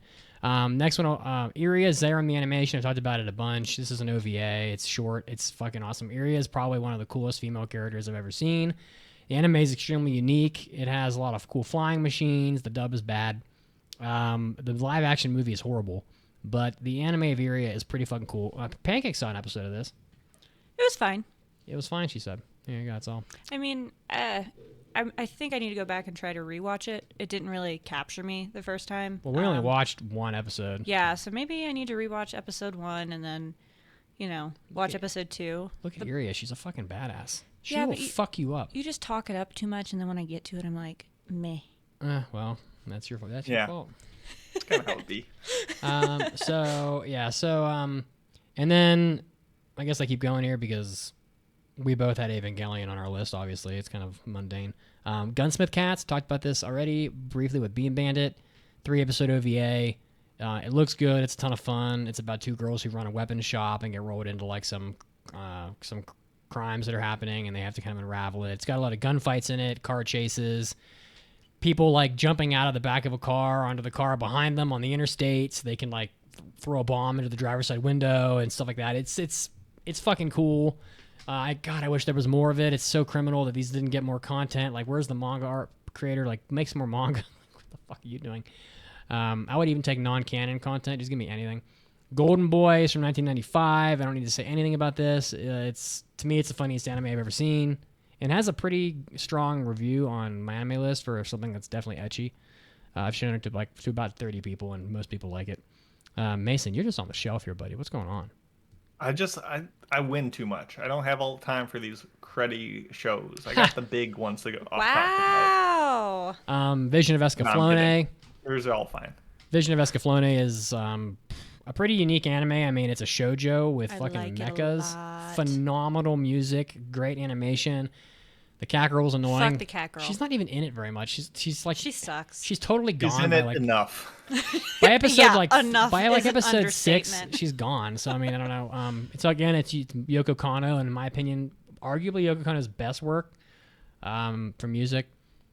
Rurouni Kenshin, the original. So this remake stuff, I don't know what the fuck's that's about, but this is from '96. So we're getting close to 2000. But listen, it's not a coincidence that half of this list is from 95 to 2000, because guess what? 95 to like 2003 was what was it again? Oh, what was that? Huh? You want some? Oh yeah, the golden age of anime, in my opinion. So it's like, oh, are you sure? Are you sure, Mitz, that it's the golden age? Yes. Both Mason and I, half our list are from this 5-year period, despite having all of anime before it. Rurouni Kenshin, obviously, it's good shit for shonen for sure. It's much better than the remake. Fuck the remake. Mason, I'll let you go. Go. Revolutionary Girl Utena. It's Ikuhara finally unshackled from the creative constraints that Sailor Moon placed on him and said, let's go just fucking nuts. And it's awesome. It's just wild. Some of the most dramatic. It's like a shonen version of Dear Brother, where we just have all the drama, but they settle it with crazy sword fights, with crazy amounts of metaphors. And it's iconic in so many ways. You've heard of it. You've hopefully seen it. If not, get on it. It's Utena. It's wild. Ikuhara. Lady turns into a cow. What more do I need to tell you? Is it a car or a cow? I thought it was a car. Well, the car is in the movie. The cow is in the TV series. Oh, yes. Okay. Yeah. I should have known better, of course. Why not? Fuck it. A cow, a car. Go for it. Good time. Banger soundtrack. Go ahead. You're still up. Berserk. Skip it. Fuck awesome. yeah. We both have We it all on our know. list. Yeah. Had to go. If Mitz gets to put his Dragon Balls on here, I get to Oh, put on Pokemon. Yeah. 1997. That's fair enough. It just was stoked some imagination. Pokemon's awesome. This is where it kind of began. I know there's other properties. I know there's better versions. You can show me some old school Ash Ketchum in the gang. Show me some good jelly donuts. I'm in. I'm so in. Bro, right? Like the first song I knew by heart was the opening of the original Pokemon anime. So a whole If you wanted me generation. to wake up early for school so I could watch a little bit of shows, it was Pokemon, and I don't care Fuck if it was a yeah. rerun. I was watching it. So Yep. Waiting for the Pokemon. bus. That's my heart. At an anime convention, I once did push-ups on stage at a panel in front of 300 people doing one-arm push-ups, singing the Pokemon theme, dressed as Saitama. That happened. There you go. That Yeah. sounds just like you. Pokemon stays winning. It takes a lot of one-arm push-ups to hold a microphone and get through the Pokemon theme song. It's a little too long. Yeah. Crest of the Stars. It's on my list here. Like Cresta. My Cresta. My Cresta! Yeah, my Cresta, for sure. Yeah. Sadly, GTO is like 2000, so. Crest of the Stars is a very good space epic. It's obviously not going to be as good as like Galactic Heroes, but it has some pretty good space battles in it. It has a decent romance for sure. The light novels, I should say, are really interesting because you read it and you'll run into these like alien words that you don't know what they mean, and then there's actually a glossary in the back that has like a dictionary. You can like look up what these words mean, and it's like pretty neat to have to like translate some of the language while you're reading it. It's super deep sci-fi shit, but and it has Baby's first fantasy, but it's still so fun. it's Like when books do that. Yeah, it's interesting. Banner of the Stars is even arguably better. Then there's Banner of the Stars 2, and then there's an OVA. There's a lot of content, but they kind of bleed into the 2000s, so because this is getting close to the cutoff. So, but it's still pretty fucking good. Yeah, Pancake hasn't seen this yet, but I do think you'd like it. So I know we keep on talking about watching it. We just haven't committed yet. Yeah. I think we just have a lot of other shit going on. yeah, there's a lot of stuff to watch. Yeah. Mason, back to you. We're almost done. Yeah. The modern age really arrives in looking forward. Serial Experiments Lane holds up surprisingly well with its themes on internet and connectiveness and just being weird and dark and gloomy shut-ins. And still love it, still a vibe. I want that Kigurumi that she wears with the bear. It's adorable. Lane is awesome. The show is awesome. It's super dark and a sign of things to come in so many ways. So really awesome. Let's see here. Where are we? I put Kite on here. It's not like a required viewing, but man, it's a savage ass anime. And if you want to watch some like extreme violence from an era that didn't necessarily have a lot of it, Kite is really good. Hey, it was good enough to get a live action movie. What's that? You have a question? You guys forgot about Sailor Moon. I didn't forget about it actually. I just didn't put it on here. I just like Utena more. How do you feel So about that? I went with that. I'm sorry. I feel Throw it like in there. I feel like Sailor Moon should be on this list. I mean, okay, Sailor Moon, honorable mention from Pancake. There you go. You Thank didn't even poor Pancake didn't even get to make a list. I know. so- I'm not even on this document. Like, I don't have access. They're afraid that if I had access to this, I would fuck up their Oh, whole for God's podcast. sake. So I just have to like wing it. This podcast, I fucked it up a long time ago, like the day it was made. Okay, I'm just saying. Yeah. Sailor Moon, throwing that in there. Sorry. I only have one more after this. Kite is really rough. It's a really violent anime. It has a hentai version and a non-hentai version. The hentai is super out of place and isn't required at all. I wouldn't even recommend it, but it was good enough and well known enough to get a fucking movie with I think Samuel L. Jackson in it. So I think he's in it. I'm not sure. It's a bad movie, but Kite itself is not bad. It's got some really lengthy, really visceral combat scenes in it, like people blowing up like a whole city block and stuff, trying to kill each other. It's a little more objectionable than pretty much anything else I put on here. So, but yeah, you just didn't get a lot of that in the late '90s. It's kind of out of place. So, but yeah. But the guy who made Kite is also he hasn't done anything in a while. What the hell was that guy's name? I gotta look him up. He's done other things, but he was the director. Umetsu, yeah, Yasumi Umetsu. He's done 6 or 7 anime, but he did like Mezzo and Mezzo Forte and stuff like that. And his stuff is usually pretty so-so, but I like Kite a lot. It's pretty cool. And Mason, you go ahead. Serial Experiments Lane, You said that super already. visionary. Everything it did You held did that up. already. In the opposite way, Initial What? D comes out. Oh, Animation doesn't hold up at all. music doesn't hold up at all. It's all so dated, but yet it's still so lovable so and hype. fun. There's something about the momentum of the show where it's so easy to just keep on watching episode after episode. It pulls you in, and as goofy as it looks and as dumb as it sounds, it is just so entrancing and lovable and I legendary. fucking hate cars, and I love Initial D. Yes. Yeah, it's so Like, fucking cool. People are like, oh, look at that car over there. I'm like, I don't give a fuck. But put Initial It goes D on. zoom. Yeah, I'm like, it gets from point A to point B, bruh. You put on Initial D, I'm like, Takumi is my man. Takumi's dad is my daddy. Like, point blank period, go watch Initial D. When we were in Akihabara, there was a guy. He made his car wink at me. Yeah. There was a guy that had a car on the street. Oh, that with those looked like, headlights that. Yep. Yeah. Yeah, they went up and He had an 8.6, and he saw me, and I was like smiled at him and like waved, and he winked his car at me. oh, he wanted to get in them pants. No, they think I'm You wanna get fat in those there because I pockets. have an ass. Oh, they don't think you're fat. They're like, this girl's got some juiciness. Okay, let's not talk about my butt. Let's see, there's some racing. Boo, boo, boo. My life is getting cool. My heart is banging. The last one on my list is Outlaw Star. I love it. Outlaw Star is cool. Gene Starwind is about as cool as Bean Bandit, but he got a whole season. It's got outer space. It's got ships with grappler claws. They grab each other and try to rip each other apart. It's got pirates. It's got guns that shoot magic. It's got cat girls. It has samurais. I mean, fucking Outlaw Star is so dope. It's dope as fuck. I don't know what to say, but it's fucking dope. We had a shout out in the chat for Digimon, by the way, and I just wanted to bring that up. Digimon, the digital monsters. Can't forget that because Pretty awesome. my Listen, I husband only had- Andrew will come after me. I only had 20 picks, so I went with Pokemon. Similarly, you mentioned not Card Captor. I'm about to say Card Captor. Sailor Moon. I had to give it to Card Captor Sakura over that for my last pick. So iconic, so many cool outfits. The cloak cards were such a neat concept to make it episodic but still feel new and refreshing each time. And probably one of the better shoujos of that era. So Card Captor gets my last pick. And obviously Cowboy Bebop is on our list. Yeah. Samurai X, Trust and Betrayal are on our list because they're just goats. Fucking goats, yeah. You know, Digimon is like doesn't make the cut here. I mean, it's yes, okay. There is a Digimon from 2000, from 1999, but it also bookended into 2020, and then there's a series in 2021, 2022. You mean movies. 2001? 2000. Whatever, that's what I meant. 2020 was like There- 4 years ago. There's Digimon. Okay, there's Digimon Adventure. Okay, I'm wrong. Yeah. Never mind. Jeez, Digimon is. Digimon is old as shit. Oh, I'm getting my fucking years mixed up. These are all like from these. Digimon's not that old. Most of these are like 2006, 2016, 2010, 2017.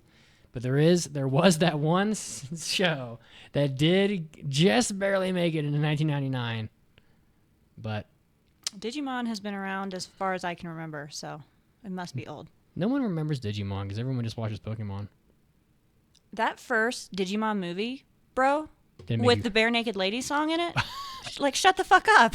Which Bare Naked Lady song would that be? 1 week, duh, because he vomits in her the Bare hat. Naked Oh one. my god, that is so like just of course. I mean, why wouldn't it have that song in it?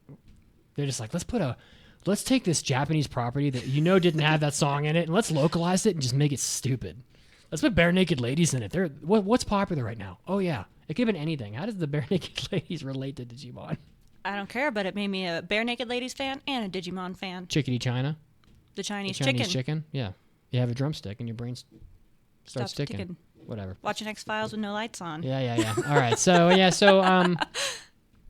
God, there's so many other shows. Like, honestly, the list is massive. There's so many movies too, but like, oh yeah, I had two honorable mentions, and one was Trigun, one was His and Her Circumstances. I just really am Getting a soured on. remake, I think, right? What's that? Karikano? Isn't they're gonna- Karikano getting a remake? I don't know. Or a sequel or something? It I don't needs know. one. This is one of those rare shows that really needs one because they fucked that thing up badly. But yeah, it's very, very fillery and bloated for no reason. And Trigun, I'm just kind of soured on it. Like, I feel like if I went back and watched Trigun from 1998 or whatever it is, I just wouldn't like it. I really feel like that's true. I'm pissed. Deserts just piss me off now. I'm like, fuck you and your deserts. and then Vash just dancing around with chewing bubblegum and dodging bullets with his eyes closed and all this. It's just, I don't know. I feel like it's probably just too silly for me now. But I did like it back in the day, so. And I've seen everything that's ever come out of Trigun, so whatever that's worth. But for now, they're coming out with more. I know, but I don't think I'll watch it. Mason, we'll see. Time for the news break? Yeah. Can you name all the lyrics to the Bare Naked Lady song? That's fucking impossible. Nobody can do that. No one knows. Who are the 5 protagonist criminals sent to another world by Argus in the Suicide Squad Isekai anime? Let us know who the members are, and you'll win nothing. God help you. Absolute confidence in your ability to know modern anime. We'll see you in just a little bit. Stay tuned. You're a strong man for watching that. You know it.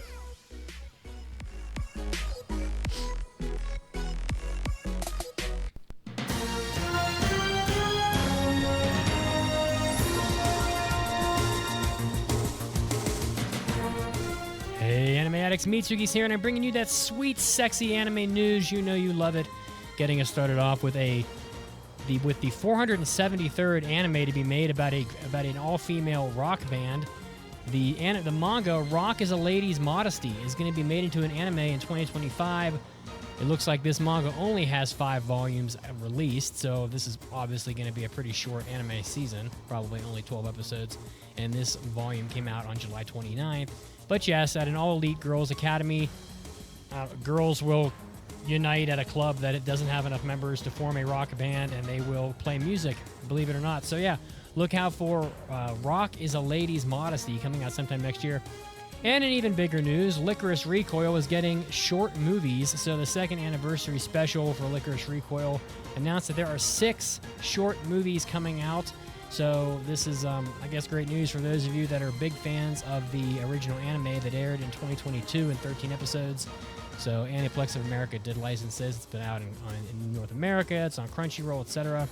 So it looks like different staff members will be directing and storyboarding each of the 6 movies, with Shingo Adachi in charge of supervision. So if you're a big fan of Licorice Recoil, man, you're kind of getting the Princess Principal treatment here with all these short little movies / short movies. So look out for those coming out, probably on a staggered basis coming out into the future. Next up, the anime A Couple of Cuckoos is getting a second season in 2025 with the promo art with girls wearing no pants but a long t-shirt, which will drive the men wild. So it looks like this is being produced by Synergy SP and Shin-A Animation. That 24-episode television anime aired back in 2022, but now there is a second season coming out in 2025. You did have to wait a while. There are 23 volumes in print of this property, so if you're a big fan of A Couple of Cuckoos, look out, because there's lots more content coming out for you next year. And lastly, the anime manga world is offering its condolences after voice actor Noriko Ohara has passed away. She died on July 12th after an unsuccessful treatment for an illness, which I don't think is disclosed. She voiced Nobi from the long-running Doraemon series, which is obviously a legendary stuff. She also had lots of other roles, including Peter from Heidi, Girl of the Alps, Mojo from Time Bokan, works, and from Yatterman, Conan, Future Boy. She voiced Conan in Future Boy Conan, which is a pretty big deal. Super Dimension, Fortress, Macross, and others. So we wish her family well, and it's so sad to see to lose a talent in the anime industry. This was Mitsugi, and this was your sweet, sexy anime news break. Now, of course, it's time to get back to the podcast.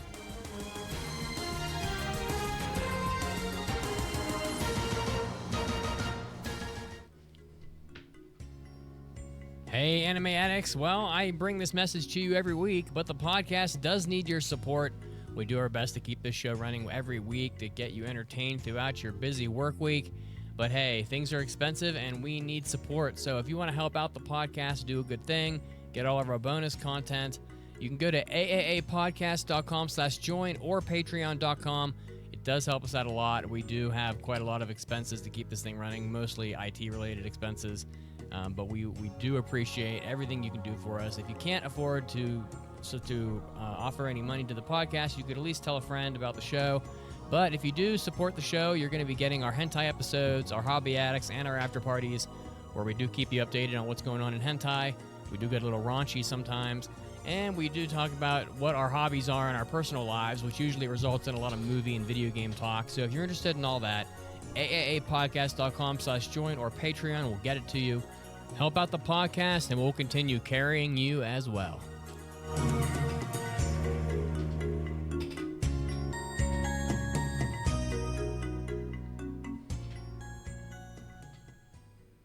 And now, great moments in Anime Addicts Anonymous history. Will there be moe girls in cute outfits? There can be. I mean, I think if you want to make money, you're going to need that. Sure, I'll sign that. Little sailor outfits with cute hats and stuff. Yeah. But like, I'm not talking about like we're going out for on a rowboat. Like, I'm talking high octane Olympic sailing where they're whipping around the buoys and stuff. The Keijo of sailing. How are you going to fit all those asses in those tiny boats? How are they going to fit in those life jackets? That's the bigger question. How are they even going to row with them titties? No, they row with the titties. Yeah, they're just hanging off the sides. And they're like, woo, woo, woo, woo. Are they going to like put their titties in the water and like use them as a flap? Bro, why do you think they call it motorboating? Welcome back to the podcast. When we left you, of course, there was a trivia question because we wouldn't leave you even for a moment without being entertained. Who are the 5 main character criminals sent to another world by Argus in the Suicide Squad Isekai anime? Who could it be? Of course, it's Harley Quinn. I do not like Harley Quinn. Harley Quinn, Clayface, I don't know who that is. Deadshot, aka Will Smith, I think. Peacemaker, and King Shark. You're a strong man, Mason. That's all I can say. He's a big shark, and he's wearing overalls. What more do I need to say? Is he land shark? All right. There you go. Yeah, as Pancake hisses into the microphone. So, it's time for mailbags. If I can find the fucking drop. Didn't we just do a mailbag? Did we? No. It's time for an almighty nothing. anime mailbag. Anime. Anime. Anime. Mailbag. Does Pancake want to read this one? Oh, wow. I can't read it from here. Oh, what are you Oh, blind? that's I can, here, zoom in. In Hello, hand. Addicts. Still catching up on the pod, but after some recent scores from Mason, just curious to hear from him what some of his 4.0 and above ratings would be for shows that have come out in the past few years. Let's say 2018 and upward. If you wanted to be more specific, I would say diversify the genres from the shows you pick, but not necessary. And that's from Doughboy. Thank you, Doughboy. Yeah. Well, Mason, what do you think? This should be at least one. It's a classic. Oh, Mason scores everything low, so he probably doesn't even like anime. You're not wrong, but there are hates good anime. shows. There are good shows.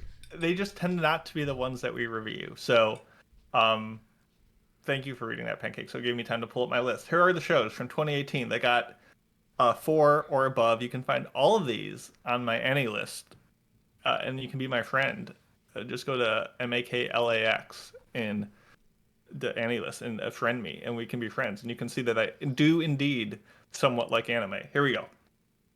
A Place Further Than the Universe, Asobi Asobase, Devilman Crybaby, Hinamatsuri, Kase-san and the Morning Glories, Review Starlight, and Modao Zushi. Attack on Titan Season 3 Part 2, Chihayafuru Season 3, Beastars, Blade of the Immortal, Her Blue Sky, O Maidens in Your Savage Season, Ori Monogatari, like Part 2 or whatever it was called, Azokin, Attack on Titan Final Season, Dorohedoro, Kaguya-sama, Season 1, Made in Abyss, Movie, Pooperia. That's just such a funny word to say. Pooperia. Pooperia. It's awesome. It's like a 2-minute long movie. It'll blow your mind. Oh, wow. Odd Taxi, Sunny Boy, Mole Car, Ranking of Kings, Review Starlight, the movie, also phenomenal. Damn, there's a visuals. lot of AK these. Story, Wonder Egg Priority, First Slam Dunk, Chainsaw Man, Cyberpunk Edge Runners, Inuo, Tatami Time Machine Blues, Heavenly Delusion, which is a 10 out of 10. Yeah, boy. Fuck yeah. Blue Giant, Freyarin, Jujutsu Kaisen Season 2, Pluto, Skip and Loafer, Vinland Saga Season 2. Wow. And probably Monogatari from this season. Could be another 8 and that's really good. Anyway, there you go. Some good anime exist. Mason's like, all these anime are great. And as we head into a segment where we just trash the summer season dreadfully. Oh, I just get to talk shit on what you guys tried to pick. Well, Is you that what's about to happen? haven't even watched most of these, so what are you gonna say? I'm really good at talking shit. Okay, we'll find out. Mason, go Don't ahead. let not knowing something stop you from giving your opinion on it. That's impression time. Oh wait, yeah, I gotta do a thing. Today, we're going to be doing impressions. Impression time, believe it! Here you go. Yeah, so this is the time of the year where we watch all the shows practically that come out, in this case, the summer season. We each pass 2 shows over the course of 3 weeks. That leaves us with number time. Everyone do their math homework. Use your fingers. 7. 6 shows. Oh, Dang it. We both God messed up. Damn it. 6 shows that we will be reviewing as a podcast. But have no fear, because if your favorite show did not make the cut, you head on over to AAApodcast.com after next week, because next week's the last week. And you go to our fancy poll that has all the shows we did in the past, and you say, hey, I think you guys messed up, and I really like this show, and you guys should review it. If that gets enough votes, we review it. So we end up reviewing 9 total shows. So we pass very little, but there's a chance. There's a chance for everything. So far, we have passed Dead Demons, Day, Destruction, and Sakuna of Rice and Ruin. So we still have 4 passes to go. We'll see if anything passes today. All right, why don't you lead off? Go ahead and lead off, Mason. So I am not going to be here next week. Thank God, people say internally. Oh, man. So Oh, I'm God. going to finish up all my impressions this week. So I got 4 of Wow. them for you. The first being Narenare Cheer for You, which is a cheerleading show by PA Works. And like I said when I first picked up the show, they've been on fire recently, from Skip and Loafer, Buddy Daddies, Kong Ming, Akiba Maid War. Just absolutely killer. There's no reason not to give them a shot. And this show looks like a PA Works show. It looks pretty good. It follows Masori Kanata, who's in her first year of high school after, doing cheerleading since middle school, and she loves it, and she makes friends and starts a cheerleading team. Yay! Yay. And long story short, this show really was up and down for the first couple minutes, because it starts off with the most generic CG squad of girls doing cheerleading ever. It was so bland and uninspired. It just was like so rote and methodical. It was just so boring. I'm just like, another CG performance where all 12 girls are just in complete sync because it's so artificial and it's so blah. And I was just immediately turned off by the show. And they're doing the flips, they're doing the spins, and then they toss her up, and then like the pin drops and you realize something's wrong. And it's a great whiplash scene because you get so dulled to it because it's so fake. And then you see, someone got injured, and it like messed up the fall and it ruined the competition. And it's such a great like false sense of security that it lulls you into, that I was really impressed that it almost purposely was bad on purpose in a sense. So I was like, oh my goodness, that was really well done.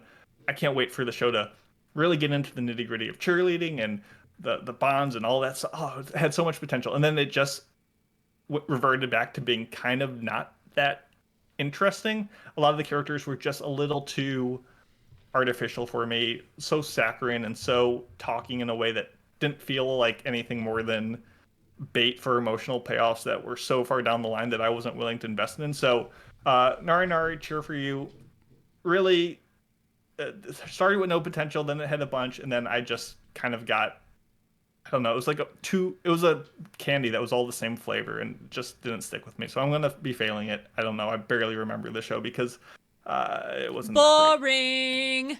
Yeah. I was surrounded by the suck. Well, the coloration looks good on it. I just watched the PV, but Yeah, it's a fine looking show, but it it didn't really do anything in its first couple episodes. This is a sports anime. Come on. Cheerleading is a sport. Cheerleading absolutely is a sport, and I wanted more of that, but instead we got characters that just, it's directed fine, the visuals are fine. Like, it just didn't do anything to excite me. Look how fucking similar the promo art is for these. Look at this one, right? And now look at Narenare's right here, and now look at this next one. They're not that different. I don't know. They had AI generate the posters. I wouldn't be surprised. All right, Mason. Well, let us continue down the path of pain, shall we? Yeah, I think so. All right, so I'm gonna do this anime called Dress Up Darling. It came out in 4 years ago or something. Oh no, wait, sorry. It's actually called 2.5 Dimensional Seduction or 2.5 Jigen no Ririsa. So this anime is so ridiculous. So this anime is about a kid named Masamune.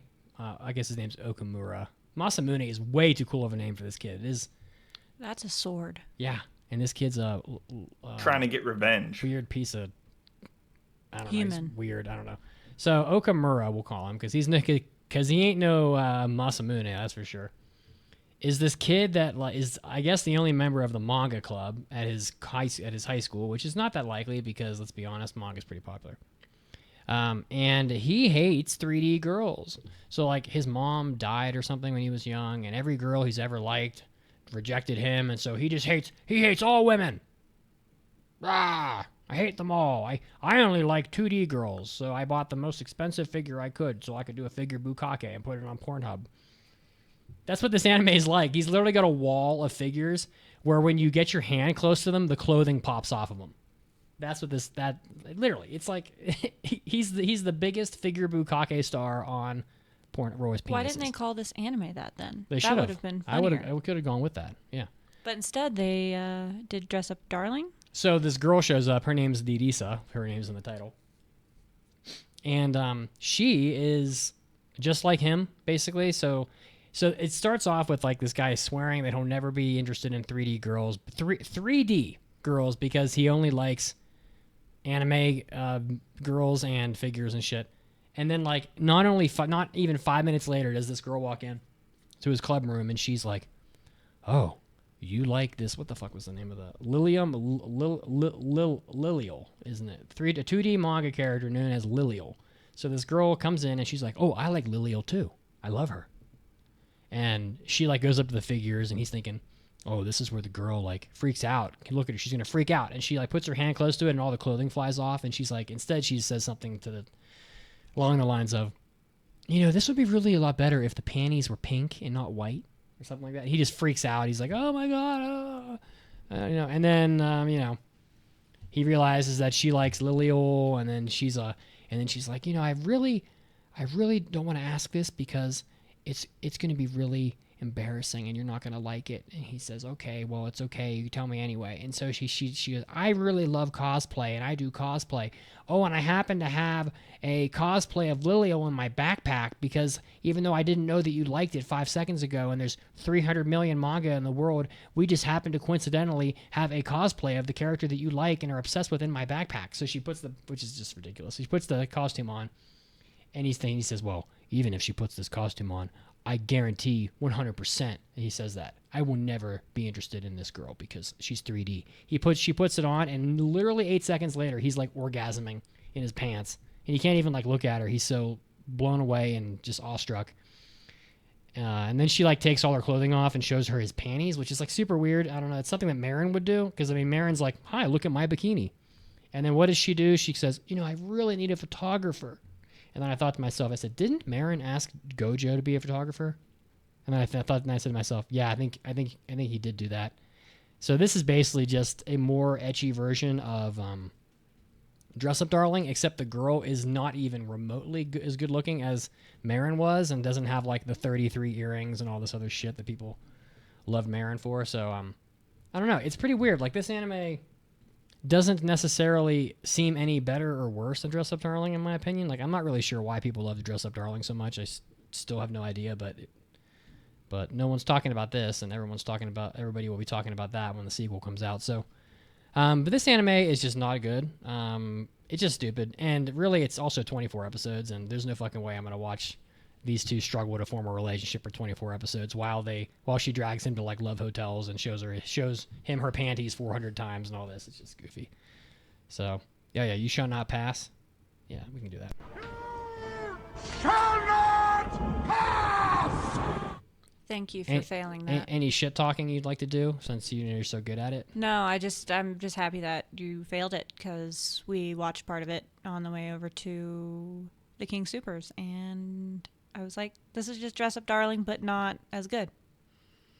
Well, and this is the girl's outfit that she like just whips out. And it's definitely like a card captor outfit. This girl's got some issues too. Something's wrong with her because she has no social awareness at all. The club room has no curtains really, and there's windows all over it. And she just basically strips straight nude like in the school and just starts changing. And he's like, "What are you doing? There's no windows." So he's trying to cover the windows and he can't because like there's like 10 of them and he's only one person. And she just doesn't seem to be aware at all that she's stripping down into nothing in the middle of the club room, even though everyone else seems to think it's odd. So this girl's got something fucked up in her brain. She's got some social issues. Sounds like a Chad. Well, good. Let him look. And then if you look at this photo right here, this one that I'm showing on Twitch, it's just going to become a harem, 100%. I mean, or is that her in different outfits? Like, well, let's take a look at the cast list. You could be right. Cast list, are there a bunch of girls? There's Noah. It's 100% and Aria, different girls. And Mikari, which I've never heard of that name before in my life, and Didisa, which I've never heard of that name either, and Mayuri. So it's basically an ecchi harem. Yeah. Tight. To the you shall not pass. An ecchi harem to the most detestable human on earth. Like he's to the point where he hates all women, and because for really no good reason, but all these women gravitate to him. I don't know why. Mason, you're up. Oh, I think it's time for Suicide Squad. Is Suicide Squad gonna suicide itself or not? It's Suicide Squad time. Have you seen the logo of Suicide Squad Isekai? It's the worst logo I've ever seen. I hate it so much. Anyway, this show's gonna fail. So, Suicide Squad Isekai, Wit Studio. It's kind of an original, but it's based off DC Comics properties. It's on Hulu. It's on Max. And yeah, it's the Suicide Squad of Harley Quinn and all the assorted bandits that you associate with her, getting sent purposely to a fantasy world, some might call it an isekai, to essentially do the dirty work for the Argus Corporation to set up stuff to essentially get, resources like water and oil and all that natural stuff that we want.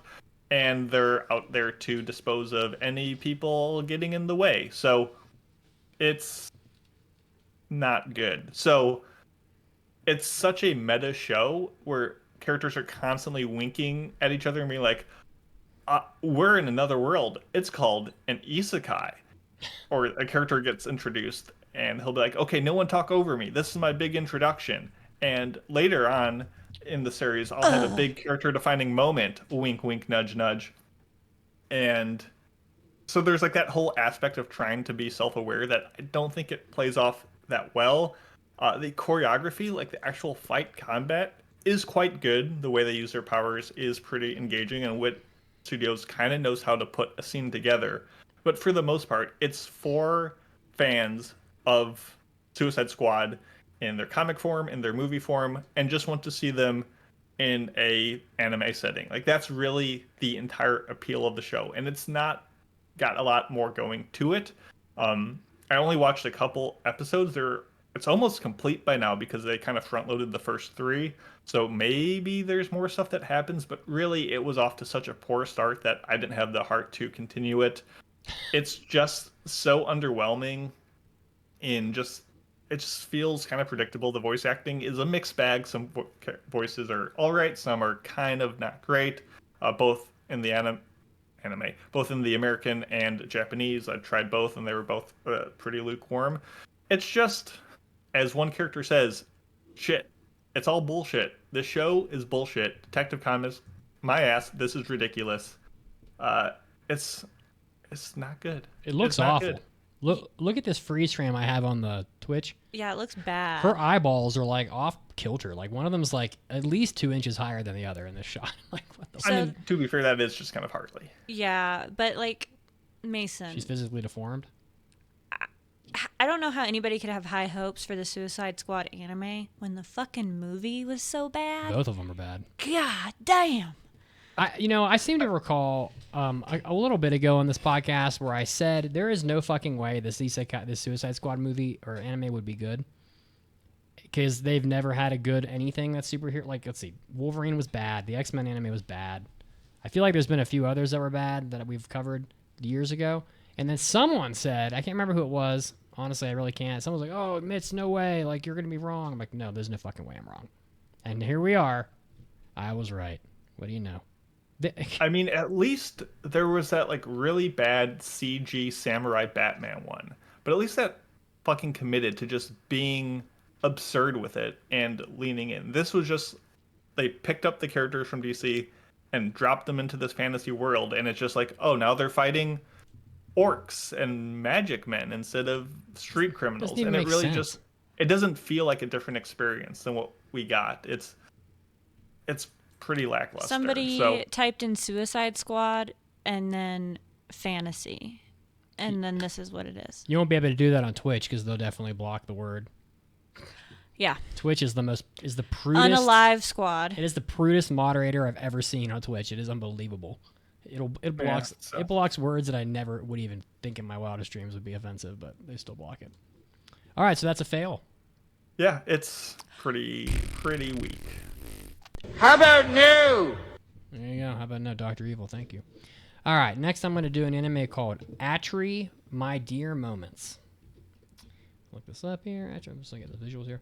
Atri, My Dear Moments is, well, it's the latest join from Studio Troika. What has Studio Troika done that was good? Let's find out. Well, their highest rated show is actually, in fact, Idolish 7, which we didn't watch. And then another Idolish show, and Idolish again, and then Bloom Into You, which I think we covered, and then more Idolish. Wasn't that the rapey girl show? Yes, it was. Okay. I was being delicate, but at least Pancakes here. Then there was Recreators, which was bad, and then there was Overtake, which I want to bet on because of course it wasn't going to be better than MF Ghost, and then who could forget Old Noah Zero, which has amazing music, by the way. But right, so I didn't mind Recreators, honestly. I think the bottom line is it wasn't the worst. Studio Troika not really burning the world with their high quality. Anyway, so this anime is about a kid named, he's kind of a kid, he's kind of an adult now, named Ikaruga. It's a weird, Natsuki. I'll call him Natsuki. Good lord, what a ridiculous Japanese last name. And he is like I don't know, some kind of a scientist, marine biologist, something. His mother died a long time ago, and he lost his leg in an accident. And then at the beginning of the anime, he's like, takes this submersible down into here's a picture of the submersible right here. They're actually going to show it to you right here in the video. So he's diving down into the ocean in my submersible, and then he finds this like robot girl in this building type of thing, and like, I don't know, maybe 200 feet below the surface, and she's in the water, and it's like, wow, what the hell? And there she is. Oh, let's see her. He's like, oh, and she ends up being like a cyborg or whatever, and I'm like, well, I guess that's a different way to find your Persicom other than in the garbage, because this anime is a little bit like, well, at least in the beginning, it's a little like Chobits. I mean, he just finds some like robot girl in a place that she shouldn't be, and she's moe, really moe. Like, this girl is basically a moe blob, and her favorite thing to say is that she's a high performance model, but she can't seem to do anything correctly, so she's like breaking eggs and dropping them on the floor while she tries to cook, because we all know that anime characters can't cook. And she hangs out with him a lot, and he's got a lot of emotional problems. So there's like a scene in episode 2 where he just like lays his head in this little girl's lap, and he's like, "Can I just stay here for a while?" And then when he wakes up, he realizes he did that, and then he gets all embarrassed and tries to get her to delete her memories of that event. And she's like, "Oh, I can't delete my memories." This anime, if it has a flaw, it's that it's extraordinarily boring. I mean, I don't know what else to say, really. I mean, if you like moe blob girls and you didn't watch like Plastic Memories or Chobits, this is probably a good anime for you. I don't know. I mean, it's very slice of life. It definitely feels like that. I guess it's a romance, but like, I'm not sure between who, because the boy is like college age and she looks 8. So I'm not really, I hope it's not her. He's gonna want to fuck the child robot. And we both know that. So don't even pretend it's anime. Well, I was trying to pretend, but you ruined it for me. You took away the illusion. Sorry. That's how I do. I just don't see there being, I mean, I don't know. I'm not sure where the romance is going with this, but I also don't see where this anime is going. I was just bored for most of it. I mean, it's like the world is like the water's rising, and I don't know. It seems pretty generic, and I don't think anybody's watching this anyway. So I'm gonna fail this one too. I don't know what I can say about it that's really super good. I mean, it's not awful. The environments are kind of cool. It's like by the water, by the ocean. No deserts. There's no deserts.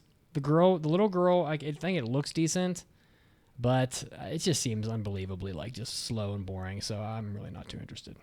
Shame. Shame. Shame. There you go. Wow, we're on a hot streak here. Wow, goodness You guys gracious. love anime. Well, We picked do. we picked 21 shows, Allegedly. and you're such a shit talker. These are the bad, like these. I know. All right, The let's- summer season always is kind Is of sucky? crappy. All right, so let's take a look here at the summer season real quick, if we could. So the summer season has how many shows have better than an 8 on here? 5. 5 shows better than an 8, which is not a lot. Oshinoko season 2, which I guess is probably one of Caroline's. Fairy Tale shouldn't count. Fairy Tale doesn't count. We can't even cover that one. And then Wisteria was like basically just the same thing as Mashal. So you really only have like a few, like 2 anime that are actually, I would say, good. The rest of this is solidly in like the mid category. Right. So I don't know what to do. I mean, really, it's like even Tower of God is like, what? Look at this. I mean, you go down 10 anime and you're in like the true mid 7s, like mid tier. Like this is just like this is just not a good season. So don't talk too much shit. We're trying our best. You want to get in here and do some impressions? You guys don't want my impressions. Oh my god! Well, I do. The people on the Nobody Twitch wants. definitely wants them. Nobody wants my impressions. Yeah, Tower of God. Oh my god! There you go. All right, Mason, you're up, bud. I mean, I didn't even have anything much to say about my last show. I was just like, it's bad. I don't know. I have no thoughts. But I do have thoughts about this next one, which is Shoshimin, How to Become Ordinary. And this is just another anime in the setup of main character, he's pretty smart, he's pretty intellectual, but he wants to be normal. He just wants to be a normal boy and live a normal life. And we've seen that set up 1,000 times. The difference is, I kind of like this one. So essentially, we follow this guy named Kobato who he's good at solving problems. He likes solving mysteries. And if you like solving mysteries, you might like this show. It's written, as I said last time, by the same guy who wrote the novels for Hyoka, which is a pretty good show. And if you like that, you'll probably like this. It's done by Lapin Track, and this show looks phenomenal. The character designs, the animation, the lighting effects, it's all just really well composited. It just is a joy to watch. And the best news, it's only 10 episodes long, so it's even shorter, and there's more of a promise that the strong visuals are going to carry through for the entire season. So yay, good for visuals. You hate desserts, Mitz? This I show's don't got like 'em. desserts. She's got I like them. I saw that dessert. I'm playing the video. She here. is always Oh. munching on some cakes. Wow, it just removed me. From And essentially, the premise of these episodes are something will happen that is pretty unimportant. And so they will go to this guy, Kobato, and say, hey, could you help us solve this whatever mystery? And he's like, fine. And he begrudgingly does it. And that's it. So it's all these solving these pretty bland mysteries. Like episode 2 is they're figuring out the mystery and how this guy got 3 cups of hot chocolate with just 1 spoon to clean up. What?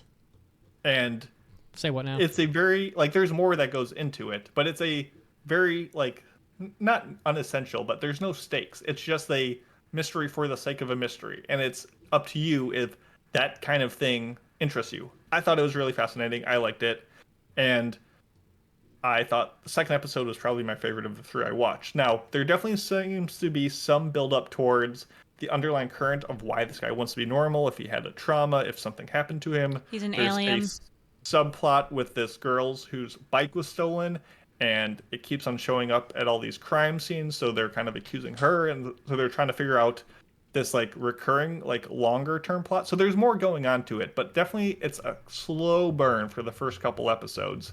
And it's a show that, despite it looking good, being well written, voice acted, it feels slow. So if you're someone who kind of needs a little more pep in your step, the show might not be for you. I have enjoyed it so far. Some of the mysteries, particularly the first one, kind of have sort of a very loose, convenient, ham-fisted resolution where the guy just kind of, oh, the missing thing is here because I saw a guy running and he put these two things over-interprets together. Yeah, it's a little Sherlockian where it's a bit beyond the scope of what I could have solved as the viewer, whereas like episode 2's mystery was really well captured. Right. So there's some hit or miss with the mysteries, but overall I do like the mood. I do like what the show is going for, and I think it has the most potential out of a lot of what I have seen this season. So I will be passing SHOSHIMIN How to Become Ordinary because I think it's a unique flavor in the palette, and I've enjoyed it so far. So and it's only 10 episodes, so there you go. It's getting a pass. He's definitely an alien. That's what it is. Hey, he's an alien. Their eyes are so cool looking.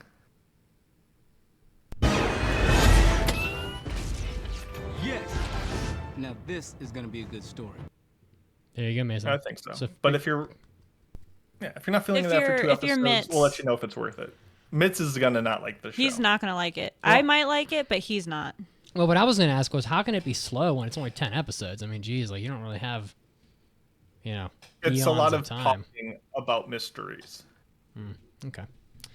My last impression today is definitely the best of all these anime. So it's definitely passing, and that is Isekai Shikkaku. And so Isekai Shikkaku is by the same people that did Isekai Uncle, or whatever the fuck, the Oji-san show with the uncle, by studio Atelier Pont Dark. That's the studio right there, who did the Isekai Oji-san anime, which I did not like. I mean, it didn't really have anything to do with the studios, like art or anything like that. It just didn't hit me. I don't know. Wasn't really into that way that anime. It was a comedy, and it didn't really land with either of us. Well, I don't really like anime comedies. They don't really land usually for me. But this show is about Osamu Dazai, who I know very little about, I guess, but he's described here on my anime list as being melancholy, and I'd say that's an understatement as far as anime goes. And I can't even review this because we're going to get deleted off friggin' YouTube for even talking about this anime. God, do I really have to be the person to like use pseudonym words? Whatever. Anyway, so right at the beginning of this anime, Osamu Dazai and his love, whose name is, where the hell is it? She's barely in it, so I can't remember. Sachi or something? They're going to do a double deletion. Basically, double Romeo and Juliet style. Well, really, they were just gonna tie their hands together with red string because that's like, I don't know, and then jump into a river that was really raging hard, like they were gonna drown for sure. And then like, as if this was based in any kind of common sense, the right before they jump in, Truck Coon comes and just runs them over. But like, it makes no sense because he's not on a road or anything, and he's driving straight at the river. They're standing right on the riverbank, like they're about a foot from being in the river, and he just like drives as if he's gonna drive his car into the river, and just hits them. And I'm like, what the fuck? Like this guy just like drove his truck like into like a city park just to like hit these two people before they jump into the river. So Osamu Dazai gets isekai'd, of course, as he's known as Sensei in this anime.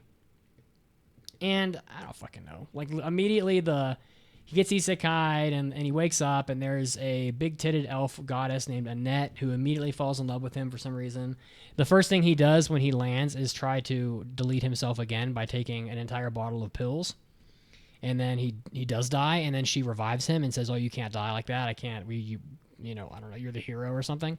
The whole first 2 episodes of this anime are just him trying to kill himself over and over again. I mean, it's so utterly ridiculous. I actually have no idea how this anime gets away with this, but I don't know. Seems like a kind of a weird thing to make jokes about when they have such an issue in Japan. I guess like Osamu Dazai, that must be like his whole thing. Like I don't know. Okay. He must be like Edgar Allan Poe, but worse.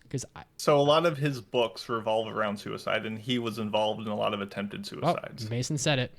Well, we're getting removed off YouTube. We already said Suicide Squad. Oh, we did. Yeah. We should have said Deletion Squad. Anyway, whatever. I don't even know why people like why that matters, but so he tries. So So then, like, he goes out into the world, sort of, and he has no power. He's, like, level 1. He has a 1 hit point. And he runs into, like, this tree that is basically raping this cat girl. Like, I don't know, literally. You saw the scene, Pancake. Yeah. I mean, he's, like, wraps his tentacles around her tits and in between her legs, and she's screaming. And she's, you know, a well-endowed, good-looking cat girl character. And he's just like, why would I help you? And then he runs up to the tree, and the tree grabs him around the neck, and he's like, oh, yes. Oh, yeah. Yeah. Give it to me good and hard. And then, like, he ends up, the tree ends up dying because it's like absorbing his life force, which I guess is poisonous because he's probably taking so much poison. I don't know. And then the tree dies, and the cat girl gets away, and then she's like, thank you for saving me. And he's like, I didn't really mean to. I was trying to kill myself again. I don't know. It's just, I don't know. This anime definitely gives off the Isekai Ojisan vibes. Like, it definitely has that same kind of humor to it. I feel like it could even be made by the same person. I haven't looked that up, but I'm not sure. But I do not like this anime.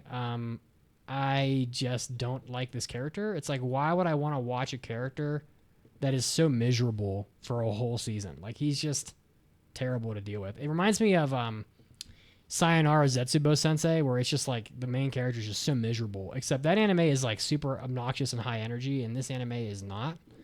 And if I just look on here, I guess like pretty much, I don't know. Is anybody watching this? I have no idea, but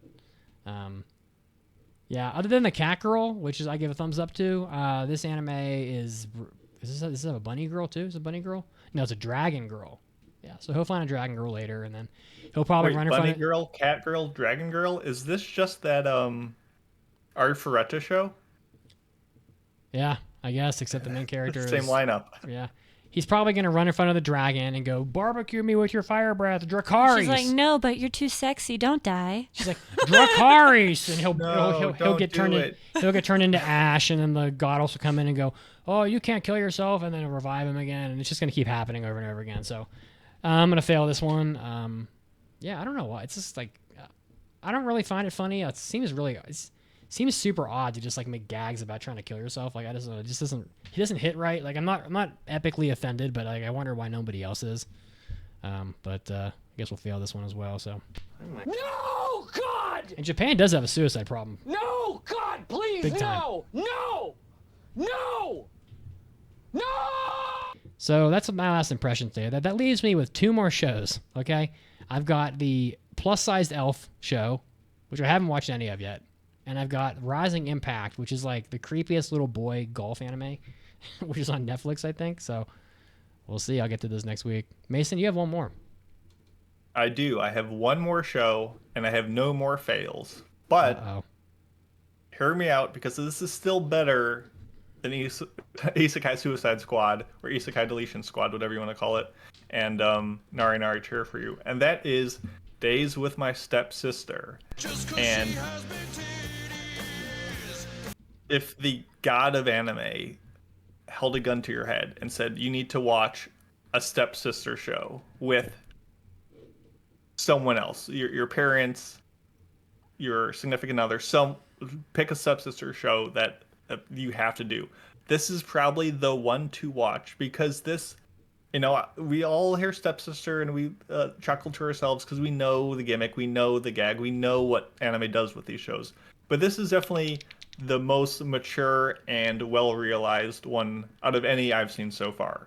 And it really is a decent look at 2 people the same age. Their parents, you know, had their divorces, so they remarry each other, and now they have a stepbrother and a stepsister, and this is essentially a stranger. You know, there's no blood connections. There's no, I don't know, social stigma of, you know, a build-up of a relationship of 15 years. And now you have someone who is your same age who you might have feelings for.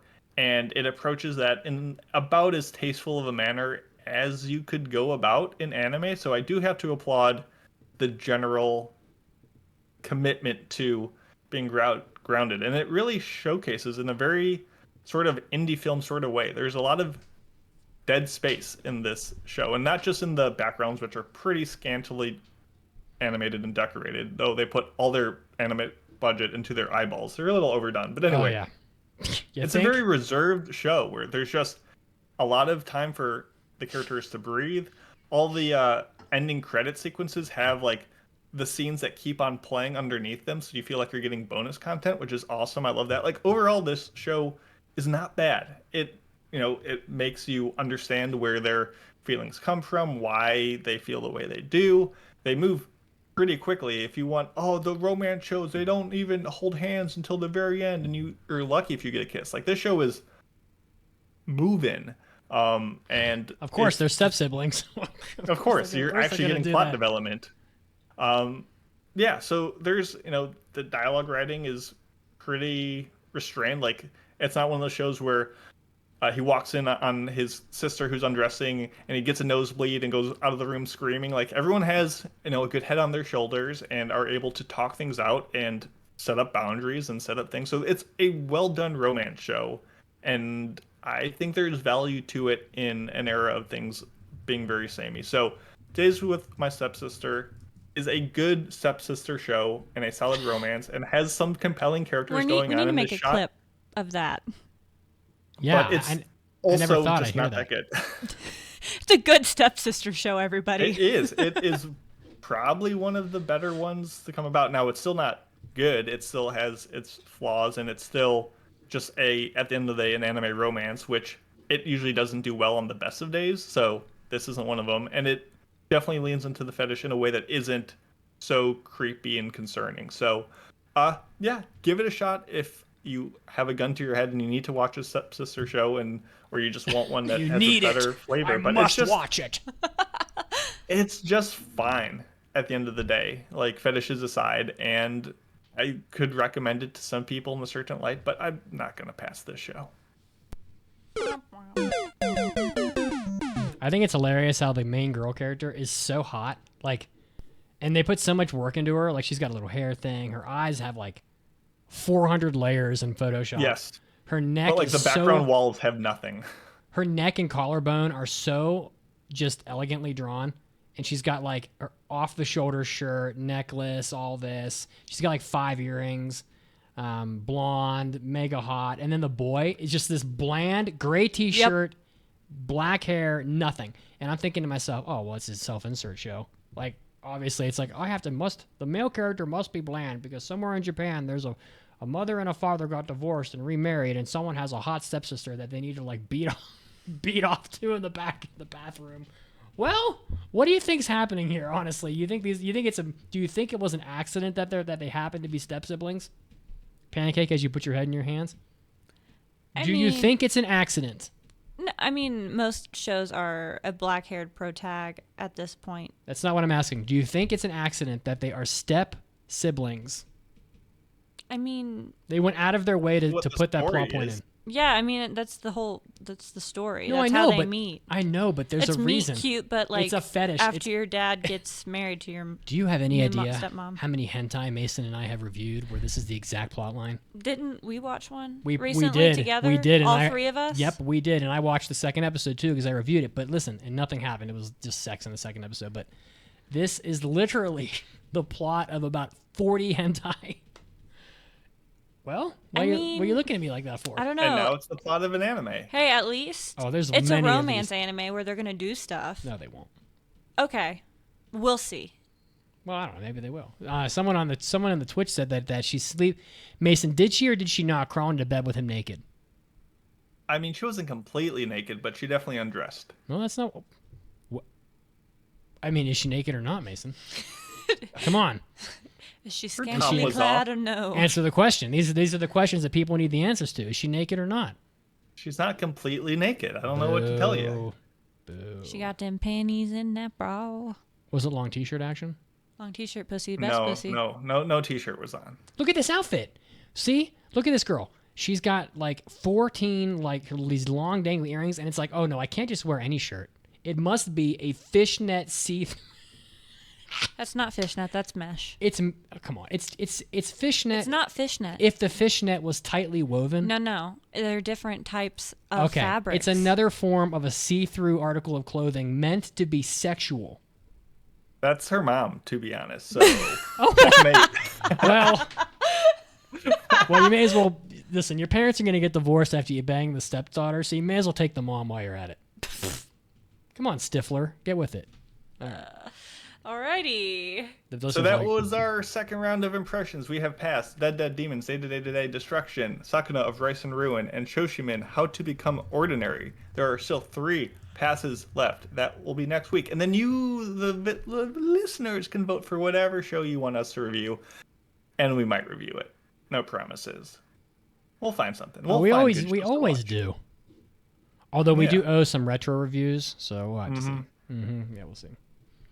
And that was episode, I don't know, 749?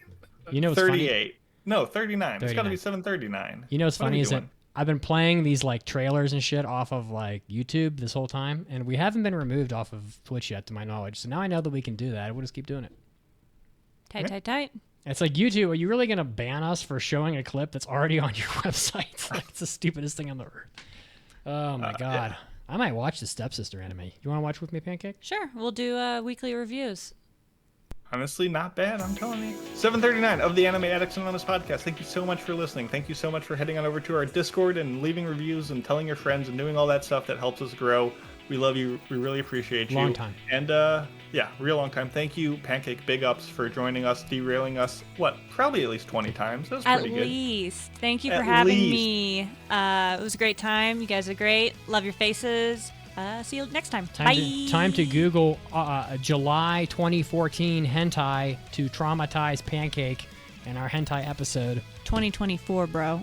What did I say? 2014. That's been 10 years, and that's when I graduated high school. It's just a blink in the eye. It's a twinkle in the eye of an old man. Next anime topic, best hentai before 2015. Let's go. Okay, bye everyone. Bye.